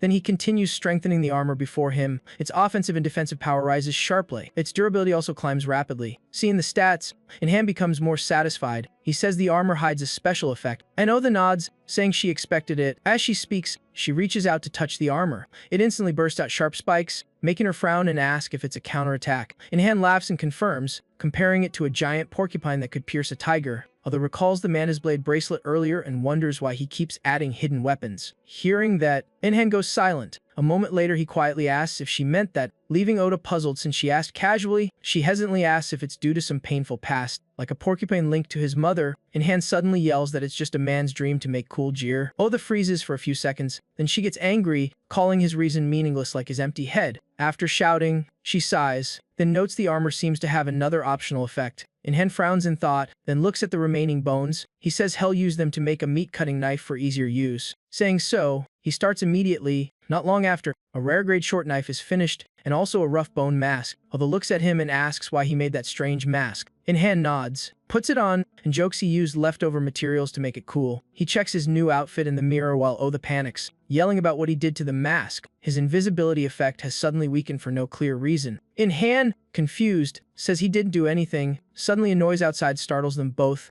In-hand asks suspiciously what the sound is, and Oda listens, saying someone seems to be fighting a monster. Hearing that, In-hand shouts in shock, a monster. The Dongno district goes into emergency alert. A stage 2 monster appears, and residents must immediately evacuate to another world. Oda is shocked that there are still monsters not swallowed by the traps. In-hand pales, praying it's weaker than the earlier brown beer. Oda glances at him coldly, asking if he's starting to tremble in fear. In-hand scoffs in reply. He insists he's not scared, just worried that if it's faster than the bear, he'll have to skin it for new armor again. But before fighting a stage 2 monster, In-hand wants to adjust his spear. He immediately begins repairing it. It's finished in a short time. Its damage and durability rise sharply. The critical rate also jumps by 20. In-hand is thrilled that a simple tweak raised his attack power to 300. He turns to beg Otha for her toolset, but she flatly refuses, no matter how he whines. Oda won't give in, leaving him dejected. Soon after, in the Dongno area, when In-hand arrives, the people are already fleeing in panic. Oda points out the location in the distance. In-hand looks and sees a giant jaguar climbing a building. A passing helicopter gets swatted and destroyed by it. The soldiers below grow more terrified, and the commander shouts an order. Missiles fail, so he orders a job changer to throw daggers at it. Mages also keep blasting the jaguar. In-hand mutters that not only soldiers but job changers are fighting too. In the other world they gain XP easily, but here they face monsters too strong. Even after job change, killing a stage 2 monster like this jaguar is extremely hard. But they aren't wrong, Earth is still home even if they can go elsewhere. So letting this place be destroyed would be meaningless. He doesn't intend to sacrifice his life to save people, but he still wants to grow stronger to protect them. With that thought, In-hand equips everything and charges out. He cuts through the crowd, heading straight for the jaguar. The jaguar roars savagely, redayed with razor fangs sweeping wildly. Oda observes and notes it's far stronger than the bear. At that moment, the army cannon fires. A loud blast erupts as the shell hits the jaguar's head. Soldiers cheer below, thinking it's dead. But when the smoke clears, the sight chills them. The jaguar is unhurt, not even scratched. Its eyes lock instantly onto the cannon. It calmly approaches and lifts the cannon with one paw, raising it as if to crush it. But before it can bite, an energy beam shoots in. It's In-hand. Yelling this is a rare moment he can attack without being noticed. He immediately lunges to stab with his spear. The jaguar senses danger but can't see the attacker. By the time it realizes, its eyes are pierced and blood gushes out. In-hand lands a perfect critical strike. Its eyes are surely destroyed completely. The crowd cheers, grateful the lightning didn't abandon them for another world. Soldiers around the cannon breathe in relief after the tense moment. In-hand suddenly notices something strange. The jaguar's stabbed eyes glow. It roars and hurls the cannon away. Seeing that, In-hand instantly shifts position to dodge. Troops receive orders to rain fire on the beast. Bullets pour down heavily but do nothing. From afar, In-hand darts toward the fallen cannon. He narrows his eyes to assess the situation, then uses force to slice a path open. Two soldiers are trapped inside and can't get out. In-hand extends his hand and calmly tells them to grab it. They immediately cling to his arm. In-hand pulls both of them out of the danger zone. Within moments they land safely on the ground. Both exhale in relief, thanking and praising the lightning's strength. In-hand only sighs lightly, saying he saved them simply because he could. At that moment he senses danger closing in. He turns and warns them to run. The one approaching is the same ferocious jaguar. No one knows when it charged straight at In-hand. Its gaze is filled with killing intent aimed at him. In-hand looks up, realizing it's smarter than the bear he fought before. Oda quickly warns that the jaguar is locked onto him. In-hand's concealment ability is now useless against it, but he just smiles confidently, saying he can still beat it even in close combat. The massive beast steps forward menacingly. The commander yells for full force assault. Firepower immediately pours onto the target. Nearby ability users also unleash opening skills together. At that moment, a bolt of thunder descends from the sky. The lightning strike hits the jaguar, making it howl in pain. The sudden attack makes everyone look up in confusion. They see a nearby helicopter with a girl standing on it. Some recognize the girl as the famed Ivy Hong. What shocks them even more is her stunning beauty that many never knew. Surrounded by artillery and lightning, the jaguar is now furious, but ignores everything, focusing only on Yin-Han. Yin-Han calmly provokes the beast charging at him. Enraged, the jaguar slashes its claws at him. Yin-Han dodges swiftly, leaving the ground shredded behind him. The beast glares violently at him again, but Yin-Han is already right in front of its head. The viewers below all gasp in fear. On the helicopter, Evie Huang tensely watches. Soon she notices something strange. The crowd below also looks toward the clash in shock. Red blood drips to the ground. Yin-Han stands like a steel porcupine, armor spikes stabbing into the beast's forehead. He smiles calmly, teasing that he might earn fans now. She grumbles that he looks terrifying. He replies that appearance doesn't matter. She asks whether he plans to let Lee see this, and he immediately denies it. The jaguar howls in pain and lowers its head in submission. He is dragged down and sighs that it's too troublesome. Suddenly the jaguar charges at him mid-fall. It slams hard into the building ahead. He manages to dodge to the side. He smirks coldly. Then he steps on its head, his spiked boots splattering blood again. He doesn't stop and thrusts his spear once more. Two critical pierces stab into the beast's skull, making the creature collapse backward. At that moment, army artillery fires. The crowd also rushes into attack, but human strength is too weak against a stage 2 monster. Still, they manage to leave a few scratches. It looks exactly like a swarm of ants surrounding a huge beast. From above, he smiles, stressing the importance of tactics. Navi Huang urges him to finish it quickly. He wonders why, since he thinks they can handle it. She urgently reports it's about to evolve to stage 3. Right then, grotesque red tendrils grow from its body. He recoils and shouts in disgust. She explains it's rapidly mutating. He complains he can't deal with tentacle types and suggests calling another team. She snaps that no one else can assist now. He presses his lips, knowing it must be killed before evolution completes. Then heavenly thunder strikes, startling him. The red tendrils twist tightly into thick bundles. He looks around and sees NV Huang on the helicopter as the tendrils lash at him. He swings his spear, slicing the incoming strands. She warns his damage isn't enough to kill this creature. In fact, its tendrils regenerate far too fast. While he calculates, Navi Huang proposes adding a support effect. As surprised, she says she's out of mana and asks if he's sure. He nods and tells her to proceed. She smiles, placing her expectations on him. Then she forms a stance with her hands and jumps off the helicopter, has stunned, unsure what she intends. Suddenly his body aches sharply. Navi Huang lands right in front of him. She says transferring power requires direct contact, and she won't be able to help afterward, so she's placing her life temporarily in his hands. He freezes, not understanding why she'd say that. With no further words, Navi Huang begins and forms lightning in her hands. The bolt envelops his entire body. In an instant, his strength, speed, and hit rate skyrocket. Critical rate is boosted to 50 for 30 seconds. Oh, the size. Admiring Navi Huang's delicate mana control, he just shouts excitedly because the buff is too strong. Finishing his words, he charges straight at the beast. His spear pierces its body, lightning bursting out. Navi Huang warns that if he doesn't kill it in time, they'll launch missiles and casualties will be severe. He grits his teeth, saying he can't let that happen. His workplace is nearby. Then he delivers another lethal thrust, accompanied by roaring thunder. Electric bursts crackle as the beast's blood sprays out. He absorbs a large amount of X, reaching level 28. All his stats greatly increase. Only then does he exhale. Oda rarely praises him for killing it before it leveled up. Navi Huang looks at the corpse skeptically, and he confirms it's dead, asking why she didn't gain exp. She answers they aren't in the same party. Has shocked, knowing this function for the first time, Oda mutters that lone wolves rarely care about grouping. Suddenly a notification window pops up. It states the buff has ended and his stats will be halved for 3 minutes. The beast's huge body wobbles weakly. Then it collapses to the ground. Luckily, Oda drags him away before the corpse crushes him, scolding that being flattened would be embarrassing. Below, the crowd erupts in victory cheers. They shout his nickname Lightning, making him flustered. Oda glances teasingly, saying all the praises for him, but he stays silent. confusing her as she says the monsters are gone and has won. He only shakes his head, then points at the shredded hide, lamenting he can't craft new armor. Oda sighs, asking if that's really so important. He angrily insists it's extremely important to him. At that moment, a group arrives intending to carve up the corpse, but they're immediately stopped. He says coldly that butchering is his specialty. Hearing that, the group steps aside to give way. He turns to Nenvihun to ask how to divide the spoils. She frowns, calculating for a while, finally deciding he gets 60, she gets 20,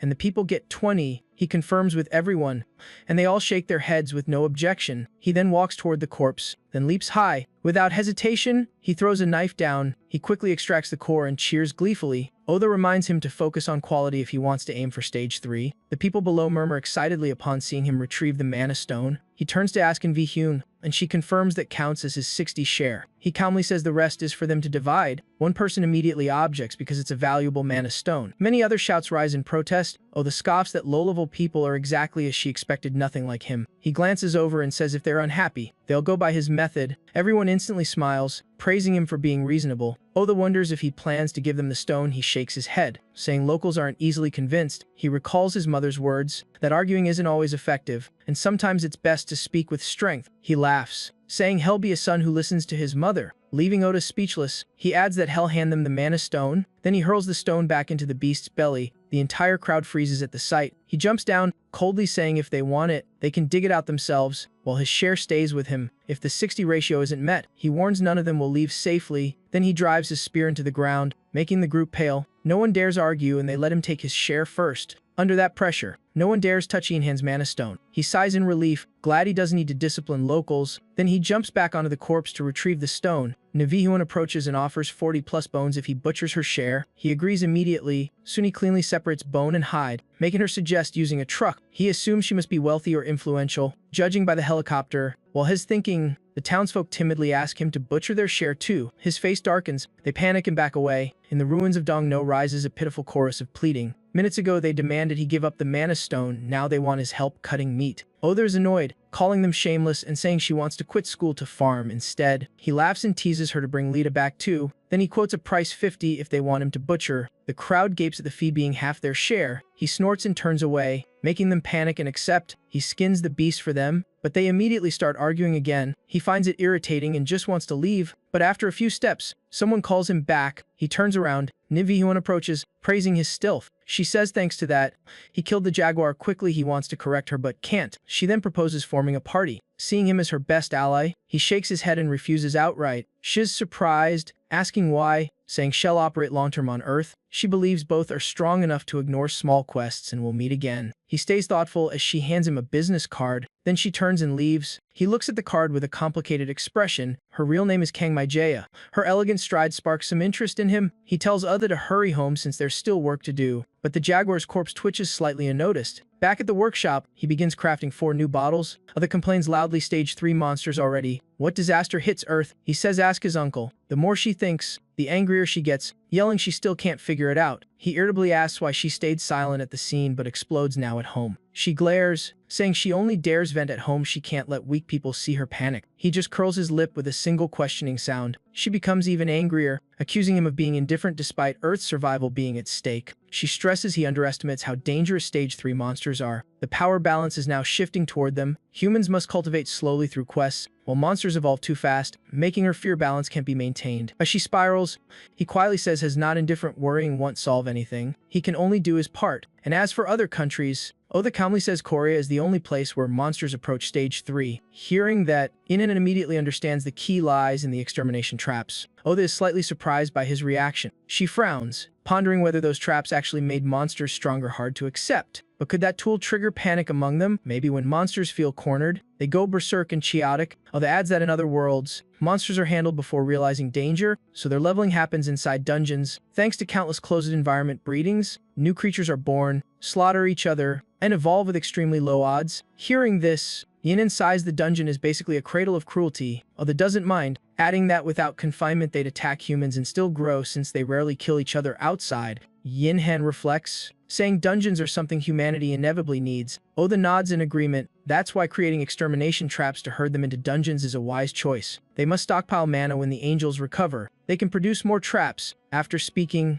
Yinan returns to his forging work. He drops a mineral into the blazing furnace. Oda wonders if such a simple act can create a new artifact. Yinan shakes his head immediately. He says doing things carelessly is pointless and yields worthless results. He wants to create something new has never tried, since that builds valuable experience. Oda finds this reasonable. She has lived in an unchanging world for millennia. Yinan is alone in this vast life, so his urge to explore and discover is natural. Oda feels she's grasped part of his mindset. Then she corrects herself. How could she empathize with someone beneath her? No. Oda slaps herself to stay sharp, leaving Yanhan puzzled. She says nothing, yet clearly feels no discomfort standing beside him. Thinking so, Oda suddenly shouts, "Grow strong. With power, you can experience more and help more people." "I understand. It'll become even stronger." Inahen nods. Then he continues focusing on his half-finished forging project. Time passes slowly. By late night, he's still in the workshop. The angels, having recovered energy, arrive to help finish the extermination traps manually using mana. They distribute those traps to dungeons across various countries. Yinan doesn't know which countries exactly. As long as no dangerous hidier creatures emerge, it's fine. Oda scoffs, saying even if a stage 3 creature gets provoked by a trap, it's not his fault. He's carrying the burden of suppressing monster power on Earth. He smiles and thanks her for caring. Hearing that,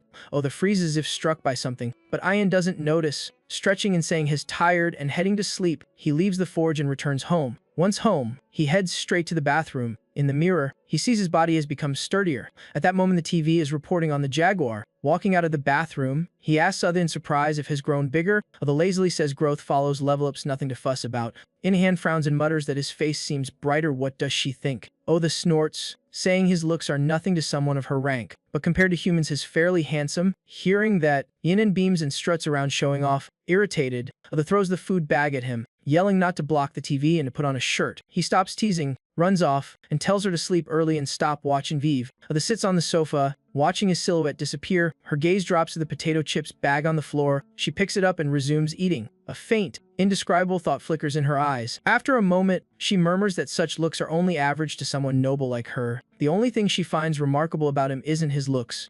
But right as she says that, Oda suddenly freezes. She realizes she's praising his inner self. That reminds her of Lita's loud voice praising Yinhan, irritating her further. Yinhan, meanwhile, has long been curled up asleep. The next morning, sunlight slips through the window. Yinan turns over and wakes to see a notification window appear. Not a notification, it's a skill called Rest. He tells Oda, and she screams in shock, "Rest skill? When did you learn Incest rank skill?" Yinhan frowns, muttering that even he finds Incest skill unbelievable. Oda, annoyed, presses him how did he do it when she couldn't. He grows more confused. Could the Rest skill be that terrifying? For centuries he has studied how to sleep most comfortably every night. Hearing his thought, Oda is stunned. Even she couldn't devote that much effort just to sleep. She sighs, saying rest itself is extremely hard, yet he upgraded it immediately, worthy of admiration. Yinhan frowns, asking what the skill is used for. She coolly replies that sleeping well is enough. He asks, "That's it?" Oda snaps, saying there's nothing more to explain, but Yinhan insists there must be more. He points at Oda, pressing her to confess since her reaction is clearly unusual.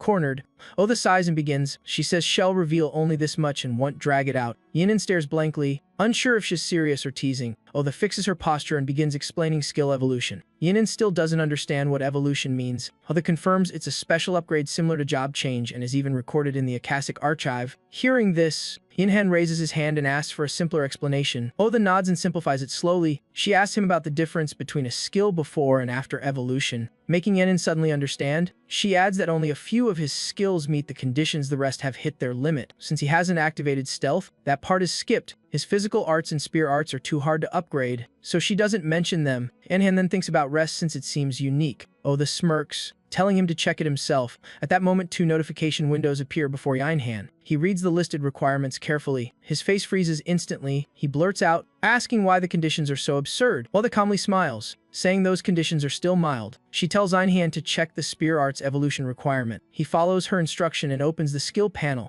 Oda compares spear arts to climbing Everest. While rest is just like climbing Changbai Mountain, Yinhan is still panicked, but Oda says for the truly strong, it's nothing. He protests, saying she overestimates him. He can't even control level 28 yet. Oda grows silent, thinking his slow growth comes from his job class hindering him. The inability to use mana is what keeps his power from breaking through. Yinhan has survived this long thanks to a 1000-year martial foundation. without state buffs or skill techniques. Many will soon surpass him, but if Winehan grasps mana, then he will surpass human limits entirely and shatter all Akashic concepts. Thinking of that future, Ida grew excited, wondering how he would change, yet she also felt a touch of helplessness. She sighed lightly and dropped the thoughts. Digging that deep could cause mental harm. Better to let him grow naturally. After talking, Inhan entered the dining room. Breakfast was already neatly set on the table. His mother had prepared it and left a note, and he ate while asking Ida about the true origin and nature of everything. Ida calmly said that when man arises, the earth will spawn creatures that never existed before. Inhan frowned, asking where she learned this, and she said she knew because she met the UNU standard. At that moment, breaking news appeared on TV. They were reporting the level 2 Jaguar attack from a few days earlier.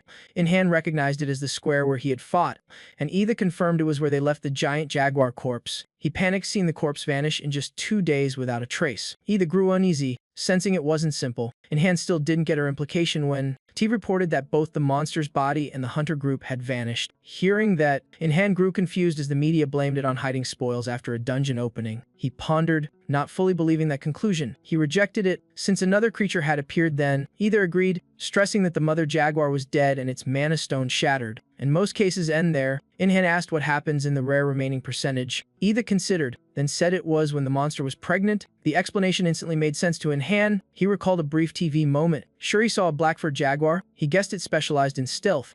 Then he blamed himself for not cleaning the battlefield thoroughly. Ida sternly said the fault lay in human greed, not him. Still, Inhan felt heavy knowing many had died, including those who once helped him. Seeing him sink like that, Ida was surprised by his inner depth. Clearly, she did not fully understand the person named Inhan. While she was thinking, Inhan continued, saying he now understood why the mother jaguar thrashed so violently when dying. He was sure it wanted to protect its remaining child. Ida agreed, adding that the cub's stealth ability made detection harder. Moreover, Inhan had not cleaned all the remains and half the corpse still stayed. The cub likely hid inside that corpse to survive. The people there were busy fighting over loot and ignored his warnings, leaving the battlefield unfinished. Maybe while they argued, the cub was born right beside the mother's corpse. Ida sighed, admitting its appearance was a strange chain of coincidences. She was also sure the remaining hunters were all killed by the cub. None of them survived. Inhan found that hard to believe and kept watching the news. The more he watched, the paler he became. He muttered, hoping for corrections. Could it be that the cub had reached level 3?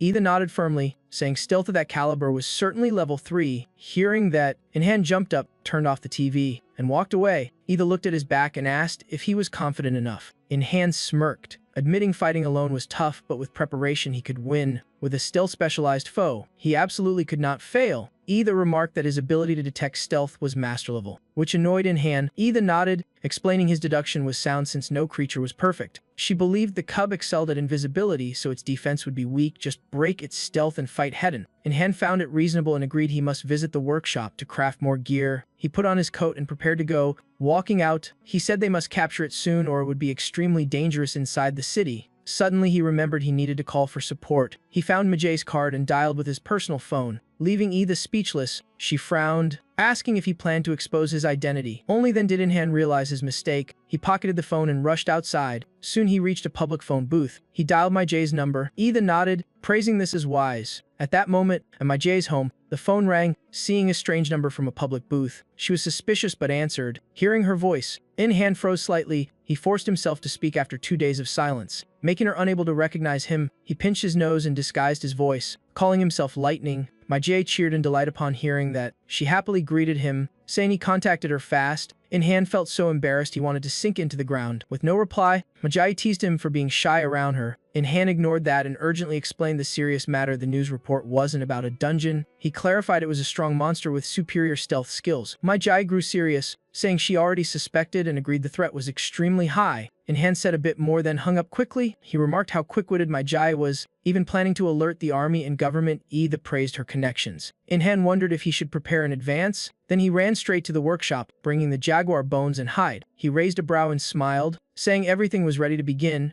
Ida asked why he crafted more gear when he already had a steel spear. Inhan kept it secret, telling her to wait and see. That annoyed Ida, and she grabbed his hair demanding an answer. Working, Inhan said he was making stakes, confusing her even more. Without further explanation, he kept working and soon finished. Ida suspiciously asked what the stakes were for, teasing if they were bracelets for giants, making him scold her to relearn kindergarten. Ida wanted to swear, but her nature wouldn't allow it. She watched silently as he carved the bones. She noticed they looked like a spear, but In-hand denied it. Shortly after he completed the weapon, Either jolted, realizing it wasn't a spear but a harpoon. In-hand winked in confirmation. He said spears and harpoons served entirely different purposes. A harpoon was thrown to pierce a target and be pulled back, often used in whaling. He added that once the head lodged in, it couldn't be pulled out, and the rope had to be made from jaguar hide to endure the force. After hearing that, Either doubted he made it that fast without mana. In-hand lamented that if he could use mana, he'd already be hunting the black jaguar instead of crafting gear. He continued focusing on completing everything, seeing he used the mother to catch the child. Either sneered that it looked cruel. In-hand only smiled, saying the more attention it drew,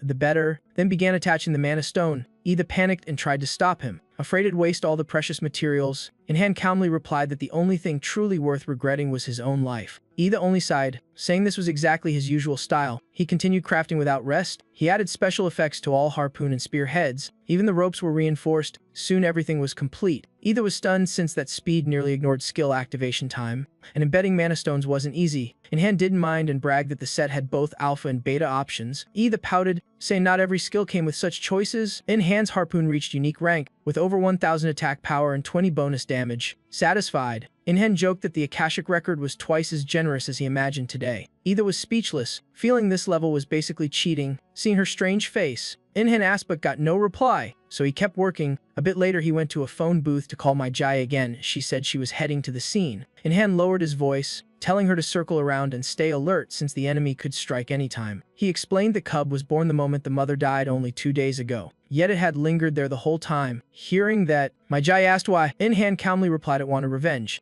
especially against the two who killed its mother, so they must be extremely careful. He added softly, "I'm waiting for it." My Jai asked if he had more plans. In-hand nodded. He said he wouldn't let it escape again and told her to wait for his signal. My Jai immediately said she trusted him, making In-hand laugh and ask how much they talked a bit more and hung up. By then the sun was blazing high. In-hand reached the lake area where the battle had been. Either whispered that the target was nearby. In-hand smirked, saying it really was relaxed. Either replied it trusted its stealth and couldn't sense him at all. In-hand chuckled and planted his weapon in the ground. He glared challengingly, wondering how long it would stay smug. He drew his harpoon, ready for battle, but nothing happened even though he deliberately exposed openings. Either guessed it still hadn't noticed his position. Confusing In-hand, she said his stealth technique surpassed the cub's, so even the stakes and harpoon were concealed. In-hand sighed helplessly. He had set a trap in plain sight, yet it couldn't detect it. Either teased that he was born to be an assassin. She even said he should enroll in an assassin course after this, making him irritated. She clicked her tongue and reminded him the fight was now heavily in his favor. At that moment, In-hand sensed movement. Tiny footsteps echoed through the air. The cub was approaching him. In-hand smirked and said, "Got it." The black jaguar entered striking range. A notification appeared: 10 damage from stealth, 10 damage from spear mastery. In-hand paused but immediately understood. The harpoon counted as a spear-type weapon, so the bonus is stacked. With that in mind, he hurled the harpoon. The harpoon shot forward, slicing the air. It flew straight and pierced the black jaguar's back. Pain surged, making it howl violently. In-hand watched it pinned by the harpoon. Eyes icy cold, he widened his eyes. Small as it was, its strength was clearly tier 3 level. Even with invisibility and boosted attack, the penetration only lodged half the weapon. Either noted its growth ability weakened its body, allowing such deep penetration. She added he was lucky the monster upgraded only its vanishing skill. In-hand calmly replied he had anticipated that. While they were talking, the beast suddenly roared and charged. Either panicked and warned In-hand to dodge. Its claws slashed toward him, forcing him to twist aside as its speed was overwhelming. But the harpoon head was still deeply embedded in its body. That made each of its steps heavy. When the rope reached maximum tension, the beast completely lost the ability to maneuver. In-hand watched and praised the rope's impressive durability. Finishing his words, he quickly retrieved the harpoon. Without hesitation, he hurled it again at full force. A critical hit triggered, driving the harpoon into the black jaguar once more. He nodded in satisfaction at the perfect strike. Suddenly, the beast's claws swept back at him. In-hand flinched and raised his arm to block. His arm guard shattered instantly. The impact pushed him back several steps. Looking at both arms, he sighed as the bone blades had snapped. He brushed it off, muttering that switching hands cost nothing and blade repairs were easy. Either beside him grew irritated, feeling the spikes and arm guard were useless and only annoying. Just then, the beast's claws came down again. In-hand leapt aside immediately. An explosion rang out, destroying the spot he had stood. He wondered what that was, and Either curtly replied it was its skill. Yinhen bit his lip, admitting that attack truly matched Tier 3 power. The jaguar growled again, preparing to lunge, but its body was still pinned by 2 harpoons. Seeing that, Yinhen smirked and taunted it to move if it wanted more injuries, but it bent down and bit the rope. Ida quickly urged him to throw the final harpoon before it snapped the rope, and Yinhen said he understood. He rooted his feet, wondering if the beast had another long-range attack. Until now, he had always thought monsters were just empowered animals, but he now realized he would face beings far beyond normal understanding. With that thought, Yinhen gripped the last harpoon and charged. He launched the next throw. The harpoon pierced the beast again just like the previous strikes. Blood burst out violently, and all 3 harpoons locked the creature firmly. Yinhen raised a brow, saying its legs could no longer counterattack at range, making Ida surprised and praising his good combat sense. He thumped his chest proudly, telling her to call him Ismail. Ida blinked, confused, making him despair at her lack of mobile game knowledge. Ida pouted, ignoring the joke, and reminded him not to get cocky since the situation was still unstable. A shout echoed from afar, startling him. Both reacted instantly and turned toward the sound. They focused on identifying the newcomers. It turned out Maize arrived with a strange man. She silently dispelled the spell she had been holding, then she withdrew the lightning she had gathered in her hand. The jaguar writhed in agony from the continuous wounds, its body trembling on the ground. Maize's car sped up and stopped right in front of Yinhen. She stepped out confidently and raised a brow, asking how he restrained the monster. Yinhen laughed, saying the one who threw lightning shouldn't be asking him that. Maize frowned slightly, unable to refute him. Yinhen then finally sensed something strange about her. That spell earlier was far beyond Tyrone standards, but he couldn't dwell on it. There was something more urgent. The black jaguar began convulsing again. It broke free from being restrained. Seeing that, Yinhen immediately took a battle stance. He pulled out the harpoon lodged in its body. He raised it high, ready to throw. The jaguar thrashed harder, trying to break free completely, and then Yinhen hurled the harpoon again. The harpoon pierced its remaining leg. He turned to Maize, telling her to strike whenever possible because it was extremely strong. Maize replied she could already counter using lightning. She warned that in 2 minutes she could unleash a far stronger spell. Yinhen nodded, telling her to notify him before using it. The jaguar writhed in pain, its wounds bleeding violently. Its eyes glowed red, glaring at Yinhen with killing intent. Ida reminded him its mana wasn't depleted yet, and he acknowledged it, but then he noticed the desperate look in its eyes. He frowned, having seen that look many times. Animal desperation could unleash power beyond its limits. Ironically, that moment was always their brightest, like a flame flaring up fiercely, only to die out in an instant. While Yinhen was thinking, something unexpected happened. The jaguar roared and tore apart the harpoons, breaking free. A surge of energy enveloped its whole body. Yinhen panicked as the powerful aura blasted toward him. He froze, blurting out, "What's happening?" Ida warned was a blood rage state. It had gone completely berserk. Maize instantly struck it with lightning, but near the beast, the lightning's power weakened sharply. At the same time, its blood rage aura smashed the car apart. Maize shouted that lightning could break through and approaching was too dangerous. The jaguar roared wildly, its scream tearing through the air. Seeing that, Yinhen could only complain about how absurdly stubborn it was. Even pinned in every way, it still refused to yield. To paralyze it again, they needed to stall until Maize's spell was ready. With that thought, he sprinted off immediately. He ran to Merzy's car, asking if they had any stronger way to stop it. Maize hesitated, but the man beside her reached behind the seat. He pulled out a gun and handed it to him. Yinhen glanced down and gasped, while Maize doubted if a gun would work. Before anyone said more, Yinhen confirmed the gun was usable and he had no time to think. Maize shot him a look, asking if he even knew how to use a gun. Yinhen winked confidently, saying he mastered every weapon in existence. With that, he dashed off with the gun. Maize watched him go, feeling he wasn't bluffing at all. While running, Ida suspiciously asked if he was afraid of denting his armor. Making Yinhen snap back, he quickly explained that with the jaguar's movement pattern, spear techniques were no longer viable. Suddenly Ida shouted for him to stop. In the distance, the jaguar had pulled its legs free from 2 harpoons. Yinhen sighed the ropes couldn't hold its strength. He even used the moment to praise how durable his ropes were, making Ida scold him that it wasn't time to brag. At the same time, Maize in the car also saw the monster break free. She checked the time, only 1 minute left. She frowned, telling herself to endure just a little longer. At this rate, it was only a matter of time before it tore out the last stake. Yinhen understood and raised the gun, shouting taunts despite Ida correcting the creature species. Ignoring her, he pulled the trigger, the bullet slamming straight into the beast's face. Blood splattered as it collapsed to the ground. At that moment, he gained a new skill, high-level marksmanship, leaving Ida horrified, but the jaguar stood back up quickly, one eye completely destroyed. From afar, Maize was shocked, thinking he had somehow upgraded the gun due to its huge destructive power. Ida insisted a normal gun could never deal such damage to a Tier 3 creature. It was all because Yinhen's marksmanship exceeded weapon limits. At that moment, Yinhen kept firing while shouting the signal to activate the spell. Jai received the signal immediately. Her spell was condensed. With 7 seconds left, he softly acknowledged and waited for the moment to begin. A strange sensation suddenly flashed in his mind. He instantly dropped what he was holding, then sprinted toward the harpoon planted in the ground. The black beast twisted hard to dodge the incoming strike. It roared savagely and charged. The creature shot forward like an arrow, aiming straight for In-Han. Right then, Jai unleashed a lightning strike. The bolt slammed onto the beast's head, then electricity wrapped around its entire body. Jai strained to maintain the lightning without interruption, but suddenly the jaguar thrust its head toward Jai, startling her into a scream. In-Han shook his head, saying the fight wasn't over yet. Before he finished, the jaguar's body blurred and vanished. Jai panicked, shouting about its vanishing skill. In contrast, In-Han remained completely calm. To him, that stealth trick was nothing. He immediately swung the harpoon straight at the real target.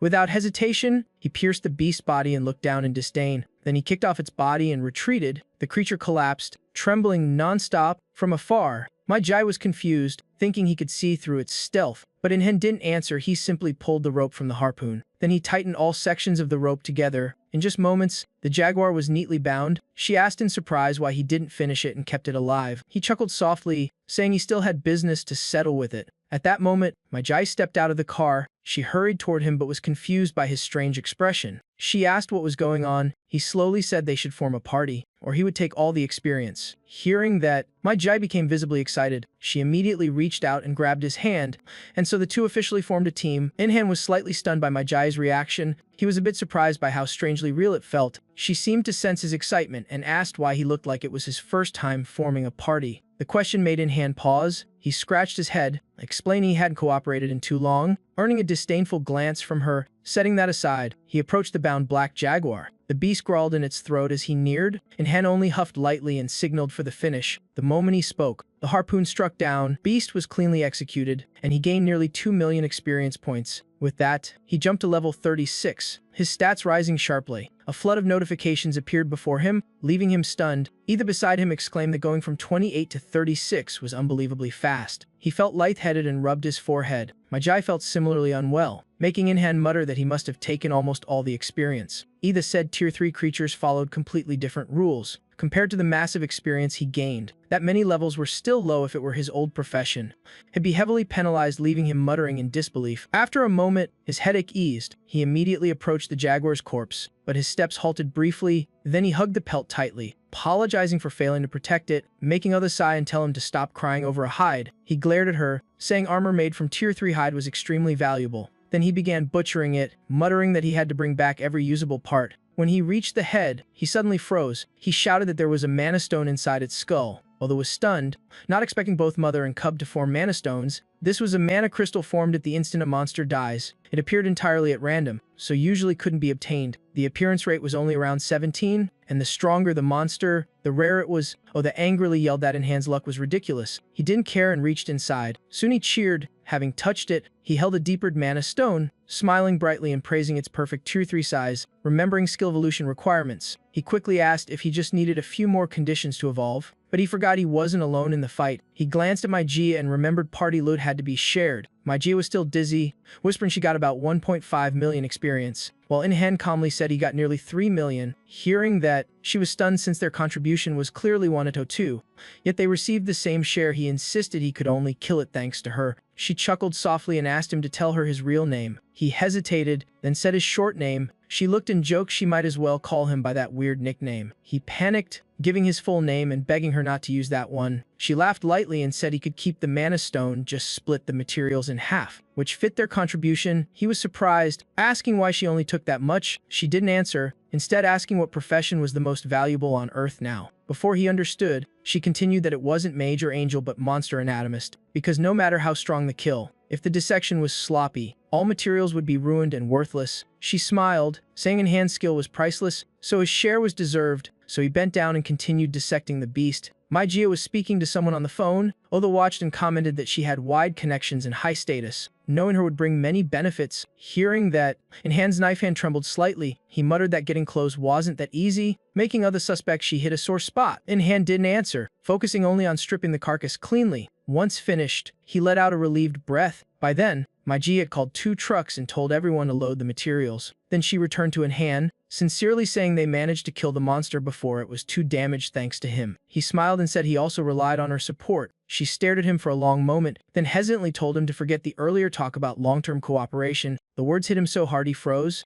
He wondered if he had done something to upset her, but she quickly explained their power gap was too large, she was still lacking. Hearing that, he finally relaxed, and she affirmed that one day she would be as strong as him. He only grunted, saying they would deal with that later. She burst out laughing, calling him rigid as always, then held out her hand. He took it, officially ending their team. Looking at his hand, he felt both relieved and empty at losing a teammate. The team interface vanished, and the teammate icon disappeared. At that moment, my Zen's teammate urged her to leave, and she nodded, but at the car door, she suddenly stopped and turned back. She walked toward Inhan and asked for his contact, making him stammer in confusion. Understanding, she gave a soft laugh to reassure him. She promised to keep his identity and information secret. He stood frozen, unsure how to respond. He hesitated inside, unsure whether to trust her, but remembering the 3 battles they fought side by side, and how gentle and approachable she was, he quickly decided he could trust her. With that thought, he nodded and agreed to give her his number. He took out his phone and called my Zhen's personal number. Getting what she wanted, she boarded the car and left, promising to contact him. Watching the car leave, he blushed, mumbling that it was the first time a girl asked for his number, annoying Other because he was too happy. Teased by her, he retorted he wasn't happy, just finally able to hold his head high, and they bickered all the way home. Arriving, he skipped home and went straight to the forge to check the system panel. He muttered about the Tier 3 demon stone he once thought had never touched. Now holding it, he believed good deeds bring luck, and Oda did object to his optimism. Inhan shot her a look, asking why it sounded like she was scolding him. She looked away, laughing that maybe she was. He ignored it and changed the topic, lamenting that there was still no sign of the Chan. If it were someone else, they could just cross to the other world to capture one. Saying that, he burst into tears, blaming himself for being unable to cross, and Oda comforted him, saying she already knew. She said mana density was rising sharply, so the Chan would likely surface on Earth soon. He suddenly remembered he needed Chan blood to upgrade his rest skill. It turned out their blood had healing properties, which Oda confirmed, but she smirked, saying only someone with extreme toxin resistance could endure it. He panicked, complaining that the toxin kept getting stronger and he didn't know how much more he could take, making her yell at him not to dream about drinking or eating weird things. After scolding him, she sternly reminded him that the Tier 2 beast heart was dormant and had to be killed in one strike. He frowned, saying weapon enhancement would be enough, and asked her to share some EK. Although instantly refused without mercy, he kept begging until she grew irritated, scolding that lending him the hammer and anvil was already a favor. He should use them to make a weapon. Realizing he couldn't get any,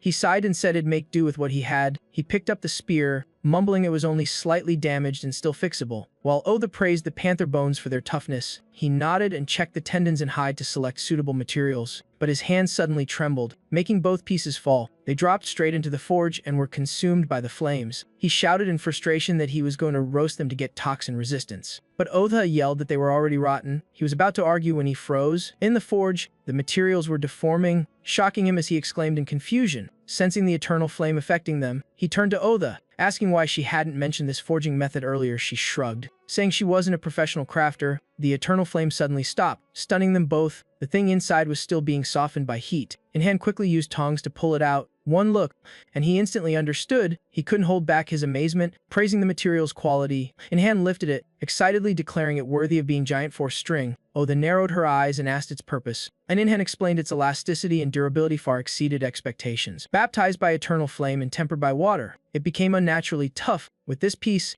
Inhan planned to create a new power crossbow. Oda muttered in shock that its structure resembled a gun. The difference was using a metal rod as a bolt, powered by the rebound of panther tendons. The crossbow was complex, but its power was extraordinary. Its piercing capability was extreme, like a weapon straight out of fantasy. Inhan nodded, tossing all materials into the fire, saying he wanted to use the rebound force of the giant force string instead of explosives. Compression would convert into terrifying propulsion. Oda could only be speechless at his recklessness. She truly did understand why Inhan's mind always birthed such anomalies, but now whenever he crafted something, she felt excited. Inhan said he would make a version big enough to kill large monsters. He chose black-spotted panther fangs for the bolts due to their superior sharpness and hardness. With a clear idea, Inhan quickly crafted several fang bolts. After examining them, he thought enhancing them with the panther demon stone would be perfect. Oda jolted, saying they were already strong enough unless he really believed it'd meet another Tier 3 monster. Inhan instantly deflated and decided to drop the idea. He finished crafting while whining about not getting to enhance it.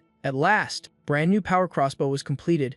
In-hand continued attaching the giant force string. Needing to finish all 3 pull stages, he tried pulling the mechanism, but the force required was so huge that he strained without moving it, mumbling about the absurd durability. Even so, he kept pulling, trembling and cursing, while Otha joked that his parents had crossed to the other world already. Thanks to persistence, he finally assembled everything, exhausted. He asked how long it took, and Otha calmly answered 2 seconds. In-hand frowned, saying it was really hard to use in combat. Stage 1 already made him want to cry. Stage 3 would need his whole ancestral line to help reload. In-hand exhaled sharply and kept pulling, his arms shaking from the terrifying tension. When all 3 stages were done, he was drained, and Otha teased that if stage 20 took 20 seconds, stage 3 must have taken 2 full minutes. Even so, his effort made the crossbow impressively durable, and its destructive power was immense, needing neither mana nor explosives to launch with insane force. Seeing the stats, In-hand shouted in joy because even without mana, the alpha options for reload and attack speed boost were unlocked. Otha pouted, saying that including the bolt, its length exceeded 3 meters. Ridiculous. He shot back, accusing her of being nitpicky. Ignoring Otha, In-hand kept adjusting it since this weapon was for large monsters. Now he prepared to craft equipment for small monsters. Otha quickly advised him to rest, but In-hand ignored her completely, so he worked tirelessly through the night. He finally completed another type of underground destruction trap. He casually tossed them behind him. The angel caught them, amazed that they had new features and near-perfect quality. Otha was stunned, saying he had already made 17 of them even though they only needed 11 more. Now they had 8 extra, making her want to ask if he planned to keep going, but In-hand's demon-like eyes stopped her from interfering. His traps were large-scale, powerful, and could boost the effectiveness of other traps on Earth, but once all monsters were drawn to the strongest trap, the remaining traps would become redundant. With no monsters, they would still consume mana and trigger effects. In-hand looked at her skeptically, asking what the problem was. Did she think humans would walk into the traps? Otha shook her head, saying that wasn't it. The mana stream from the strongest trap would disrupt with random Akashic fragments. From that, a new monster could be formed. Hearing this, In-hand got excited, saying it sounded simple, Otha was speechless, adding that a major boss could appear and crush every trap. He instantly paled, saying he only intended to hunt tier 3 monsters and didn't want that kind of bad luck. The Panther monster excelled at stealth and matched his attributes, which was why he won. Even then, fighting alone wasn't easy. With his current condition, capturing another tier 3 was extremely difficult. Otha understood and smiled, saying that was why precise trip placement mattered. At that moment, a male angel approached Otha. He flatly complained that Earth was full of unpredictable problems, especially that human, and said tighter control was needed. In-hand froze, confused about what he had done. Otha irritably responded that he wasn't someone to be monitored, she was only assigned to support him. She clarified the mission was support, not surveillance or restricting his power. The male angel snapped, calling her stubborn. That angered Otha, and she immediately activated her holy power. In an instant, a mystical sword appeared in her hand. She pointed the blade at him, coldly ordering him to do his proper job. Seeing the blade inches away, he paled. His expression turned grim. In-hand turned pale as well. It was his first time seeing Otha angry. The other angels hurried to intervene, telling him not to intrude in matters outside his authority, and the blue-haired female angel agreed. After that, the male angel softened his tone, telling Otha to calm down and saying he didn't intend to cause trouble. Standing beside them, In-hand could only sigh that angels weren't much different from humans. Otha's nature was the same. A moment later, the remaining 3 angels took the traps and left. In-hand silently watched them go. Suddenly Otha cleared her throat, saying he now possessed something she shouldn't have. In-hand laughed, saying that made things interesting, surprised that an angel showed emotions so openly. Otha sighed, saying angels had emotions long ago, even if only faint ones. Hearing that, In-hand thought of Yuta, wondering why he wasn't like that before. Otha tapped his head twice, saying that was what made him special. In-hand blinked, asking what that had to do with him. She smiled softly, saying his talent made even angels jealous. In-hand froze a bit at that. He laughed, saying she overestimated him. Otha calmly replied he was just underestimating himself. She didn't want to argue further since he always thought he was still weak, though that mindset helped him, with the power and trials the Supreme being placed on him. Thinking of that, Otha immediately stopped, refusing to think deeper. They both returned to the forge, and Otha seriously said there were 2 important matters related to the reward. Before she could finish, In-hand shook his head, saying he only needed materials. Otha smiled, saying he would change his mind once he heard her news. A new metal had appeared in Earth's dungeon cracks, and she would show him the location. Hearing that, In-hand's eyes lit up and he urged her to explain immediately. The next morning, Shu Yun began a new day, but on the streets, only In-hand was outside. He looked around, confused why no one else was out. Oda laughed, jokingly asking if the scene reminded him of his days surviving alone. In-hand's voice softened, a nostalgic smile appearing, but the feeling was completely different now. Back then, he never knew when people would return on Earth. Everyone had to fight, even Mai Z, but now, he was no longer alone. Hearing that made Otha strangely happy for reasons she couldn't explain. In-hand, unaware of her thoughts, continued deeper into the forest. He stopped in front of a dark cave. Feeling the rising mana flow, he suspected it might be a dungeon entrance, but he was delighted that it was in Korea and could be reached on foot. News had previously said traveling abroad was impossible by any means. In-hand muttered about making his own airplane. Making Otha snap at him to focus, he grunted and placed his hand on the dungeon door. At that moment, a system message appeared. Said entry required level 50 or higher. In-hand yelled in frustration since he was only level 36. Otha raised an eyebrow, asking who he thought she was. In-hand pouted, teasing her as a bugged angel, making Otha thunder that she far surpassed destruction trap managers. She stepped toward him and waved her hand. The dungeon limit was instantly removed, leaving him stunned. She told him he could enter now. In-hand raised his brow, praising her unexpected usefulness. She clenched her teeth, telling him to remember she helped a lot. In-hand just sighed in boredom. Then he touched the door again. The scenery changed instantly. In-hand gaped in shock. The place was filled with vivid blue crystals. They radiated energy anyone would covet. In-hand's eyes sparkled, unable to believe such a treasure. Otha glanced and said that was exactly what he created, then asked how new monsters formed on Earth. In-hand thought, then answered it was due to mana gathering. Otha nodded, saying that was only the baseline. What mattered was forgotten. In closed environments, In-hand flinched, thinking of his father's room and the piles of leftover food everywhere. Otha confirmed, saying monsters bred like termites or roaches, appearing only when conditions were perfect. In-hand stared, asking why she was explaining this to him. Otha smirked, saying he now had to kill dungeon monsters and extract their hearts, because those hearts were the new metal appearing on Earth. In-hand's face darkened immediately. He was annoyed she hadn't said that earlier. He frowned, asking why she waited to reveal that monsters had metal hearts when he was about to dig a mine. Otha coldly said she only told him had obtained metal, never that he should dig.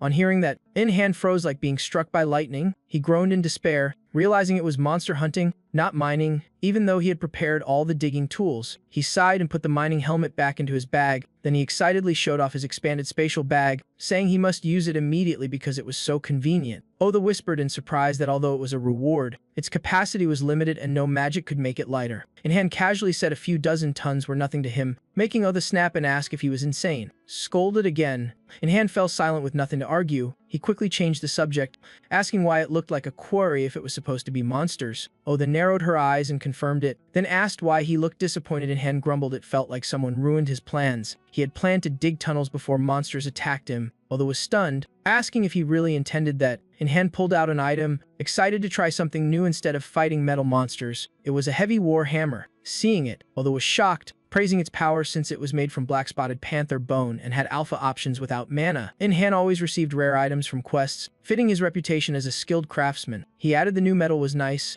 but he didn't know how to use it or who to give it to, which felt wasteful, so he thought the hammer was also somewhat unnecessary. With that thought, he swung the hammer down. With a loud crash, the wall in front of him shattered completely. Surprisingly, the system granted him the name of the monster he hit, and over 100,000 XP, leaving him stunned. He muttered in disbelief, asking if the monster really died in one hit. Otha nodded, praising him. What dropped was a steel heart, the hardest part that contained all its mana. When in danger, the steel heart could reinforce the body with mana, so normally one person lured while another ambushed. In-hand frowned, saying that made tier 2 monsters way too easy, and ambush fights were boring, but he then remarked that people died because they underestimated things.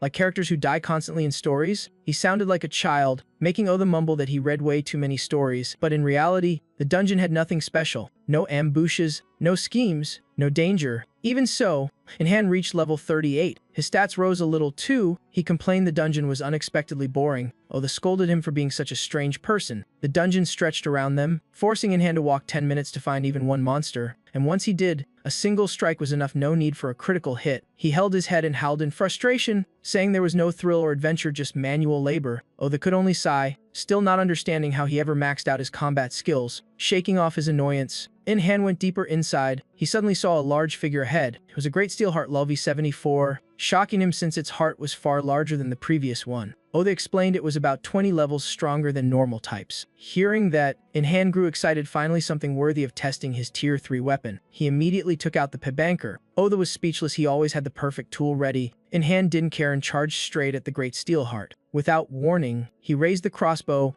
and stabbed straight through the monster. In an instant, it exploded into fragments. In-Han received a large amount of XP. He cheered in delight, clearly thrilled with the strike. On the ground lay the monster's heart, but In-Han frowned because the crossbow bolt was loose. He muttered about remaking it into a reusable cannon shell. They impatiently told him to pick up the heart first. In-Han picked it up, shocked that it was harder than the normal type. Oda nodded, saying Steelheart Kings with a complete form, a tier 4 variant, and would appear here. In-Han raised a brow, telling her not to jinx things like she always did. Oda snorted, saying Steelhearts didn't evolve abnormally like other species, so it wouldn't happen. But the moment she finished, a strange sound came from behind them, making her face freeze. In-Han watched helplessly as the tier 4 Steelheart King truly appeared, but he instantly drew the gravity hammer, shouting he'd use it instead of the crossbow this time. He charged in, swinging with excitement, making Oda hold her head. Lamenting only, he fought like it was a festival. They stayed in the dungeon for several days. In-Han gained massive X, reaching level 40, and Oda said the dungeon was safe now and he could return for more Steelhearts later. In-Han laughed, saying he hoped to meet another Steelheart King, leaving Oda speechless since no one wished for that but him. Seeing her strange expression, In-Han anxiously asked if something was wrong. Oda shook her head, saying she was just surprised the trap was old, so the dungeon had no more issues. In-Han half believed, half worried, since every time Oda acted calm, something bad happened. They left the dungeon with the sun already high. After days inside, In-Han stretched in relief, but before he could enjoy the air, strange activity appeared in the distance. A group arrived at the dungeon entrance. It was Kyuta's 3 angels descending. Seeing them, In-Han immediately understood. The global placement of destruction traps was completed. Hundreds of thousands of dungeons worldwide opened simultaneously. Monster numbers sharply decreased. They were all forced inside. Humanity regained stability and order. The news reported this immediately. In-Han worked while listening,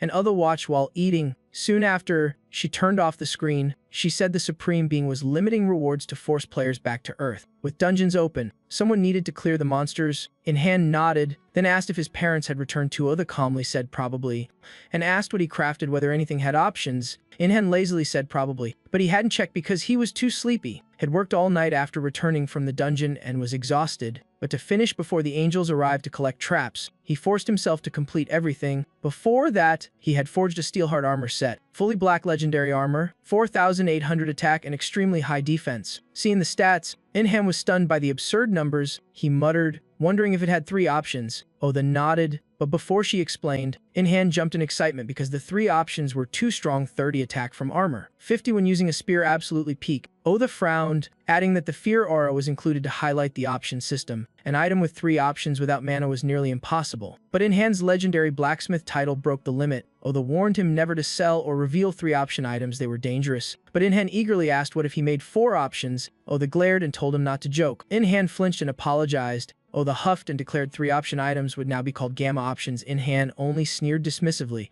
Not arguing further, he pointed at the gear pile, saying he'd used all steel hearts to forge this weapon set. He said steel spears were outdated, so he stopped using them. Extras would be incinerated in the eternal flame. He began selecting weapons to discard. The flame suddenly intensified, startling him. He wondered what it meant, and Oda only said everything had its use. Exhausted, he asked permission to sleep. He walked off immediately after speaking. Oda watched him, pondering something about the flame. The door closing startled her, and she ran after him. Back in his room, he fell asleep instantly. He woke up still dizzy. Walking into the kitchen, he fully woke in surprise. His parents had returned home sometime earlier. He shouted happily, welcoming them back. He ate quickly, worrying his mom, who thought he'd been skipping meals. He praised her cooking, having missed home food after 2 weeks in the dungeon. His dad stood up to go to work despite the chaos outside. He said he needed to return to keep his job after support was cut. In-Han sighed because his dad worked normally even in danger. After thinking a moment, he suddenly remembered something. He called his dad back to give him an item. It was a protective vest to keep him safe from monsters. His dad was shocked at its superior quality. In-Han said he got it by chance, and his dad thanked him before leaving. Mother and son watched him until he disappeared. His mom asked if he planned to return to university. He refused, saying it wasn't necessary anymore. She smiled, saying she would respect his decision. He was touched by her gentleness. He handed her a defensive coat for safety. but she preferred his bag, forcing him to refuse. After eating, he left home immediately. He headed straight to his forge, but seeing the inside made him freeze. He shouted because the place had changed after just one night. The old forge was now a completely new facility. The eternal flame also had a new appearance. The surrounding tools were polished and valuable. Oda explained it was a reward tied to the metal of future evolution. He excitedly thanked her and promised to use them well, but she said there was still another gift. Making him frown, she handed him a book teaching extreme toxin resistance. Even against Tier 4 monster poison, he cheered in joy, then mentioned eating Chan meat, making her almost explode. Finally, she revealed the location of the Chanline dungeon. She stated plainly it was in the United States. Hearing that sent chills through him, so he packed up and went to Incheon Airport. He walked excitedly, thrilled to ride a plane for the first time. Oda reminded him he couldn't go anywhere without a passport. He froze, having forgotten something so important, but he immediately thought of sneaking aboard. Although was speechless at how reckless he was, with zero shame, he casually slipped onto the plane. He walked along singing happily. His childlike behavior left her speechless. Oda snapped at him to quiet down. He ignored her and sat in a seat for free thanks to stealth. When the flight attendant pushed the drink cart, he reached out and took a can, making the attendant think she miscounted and prompting her to replace it. Once airborne, he saw fighter jets passing by and was told they were Animonster forces. Oda checked the schedule and said they would transit in Los Angeles before reaching Arizona. He calmly replied that it sounded interesting, and the plane continued toward Los Angeles. But whenever Oda said things would go smoothly, something happened. The moment he set foot at the airport, he encountered monsters. Oda was still stunned when he repeated her catchphrase first, irritating her. He put on his mask, confidently saying if angels couldn't handle it, then humans would, although warned it was an overflow event. Not something simple, it was when a destruction trap detonated abnormally, creating countless mutated monsters. These ones were far stronger than normal types. The sign was trap energy leaking out and warping the environment. But he calmly searched for an empty area. Part of the airport had turned into a desert, making him realize monsters had converted the environment into a dungeon. He put on his mask again, and Oda confirmed it was the result of dungeon structure distortion, maybe due to grand magic or a dungeon core rupture. But this time seems different, and you were flung away instantly. Oda says mutated monsters can trigger a chain overflow, meaning one missed creature can cause disaster elsewhere. You ask again in shock, like teasing fate. Making Oda furious, she suppresses anger, gives a quest with stat and skill rewards, and you accept. Suddenly an explosion ahead startles both of you. Inside the airport is chaos as civilians flee. Some shoot guns, but they're useless. The monster is like living metal. Bullets do nothing. It even mutters while searching for records. You note it looks like a gecko. And Oda panics, saying it's a Tier 2 aberration. You shrug, trusting your armor and strong spear. Meanwhile, the monster keeps slaughtering people. You draw your newly forged spear with 2400 attack power, then charge straight in and stab its head. One strike kills it and XP floods in. You exclaim in excited awe. Oda reminds you that without mana stones you should bag the corpse if you plan to cook it. You sigh since your bag can't fit the huge body, and people start whispering about you. Hearing that, you panic, realizing you've revealed yourself. Even with stealth, making noise exposes you. Just then another monster looms behind you. It spews a massive fire blast. You flee in panic, wondering if that's its wallbreaker skill. No time to think, you can only dash outside. Then you stop and face the flames head-on. A thunderous explosion shakes the sky. Smoke covers everything as people fear you're dead. But when it clears, an arm reaches out first. You stand intact, bragging you tanked the hit directly. Confidence surges and you raise an eyebrow at the monster, but the front is silent, leaving you confused. An Esper suggests forming a battle team and tells the weak to evacuate. You freeze as the group ignores you like air. Oh, the scoffs that even the monster ignores you, how pathetic. And the airport erupts into full chaos. The Espers attack with all they have, while the strongest one you is pushed aside. With their strength, just handling the fire lizard already exhausts them. Soon they're completely overwhelmed. A fire blast hurtles toward one Esper. In the life or death moment, you step in to block it. Before they can thank you, you vanish. You don't waste time on words and rush the monster to strike. Its head is pierced, yet it keeps muttering about achievements. Irritated, you yell at it to shut up. With another stab, the monster falls instantly. Other monsters surround you, muttering they'll kill the strongest warrior to evolve. You're baffled since they're obsessed with achievements and evolution must be system bugs. The girl you saved earlier approaches to thank you, hearing a female voice. You put on a heroic face and declare you'll protect her. As expected, she finds you cool, boosting your ego. Time passes and the battle still rages. The airport stays chaotic with endless monsters. You kill another one and reach level 44. Seeing the mountain of corpses, you sigh because the lizards keep coming non-stop. Oda reminds you to kill the leader or the spawns won't stop. You bite your lip, annoyed because saying it is easy but doing it in a swarm isn't. The monsters also scream they must kill you for achievements. Noisy and irritated, you grab your spear and charge. A monster suddenly fires a fireball. You halt and raise your spear to block. An explosion booms, dust filling the air. When it clears, you stand firm while the monster is dead. The maneuver is spectacular. Spectators marvel since they struggle with one monster while you handle many. You ignore the chatter and fight 7 at once. You spin and leap high, intending to look down and search for the leader. You spot a black lizard standing at the center. Without hesitation, you hurl your spear to finish it. With a soft blast it falls, and you reach level 45. Landing, you complain you still can't control mana well in your subclass.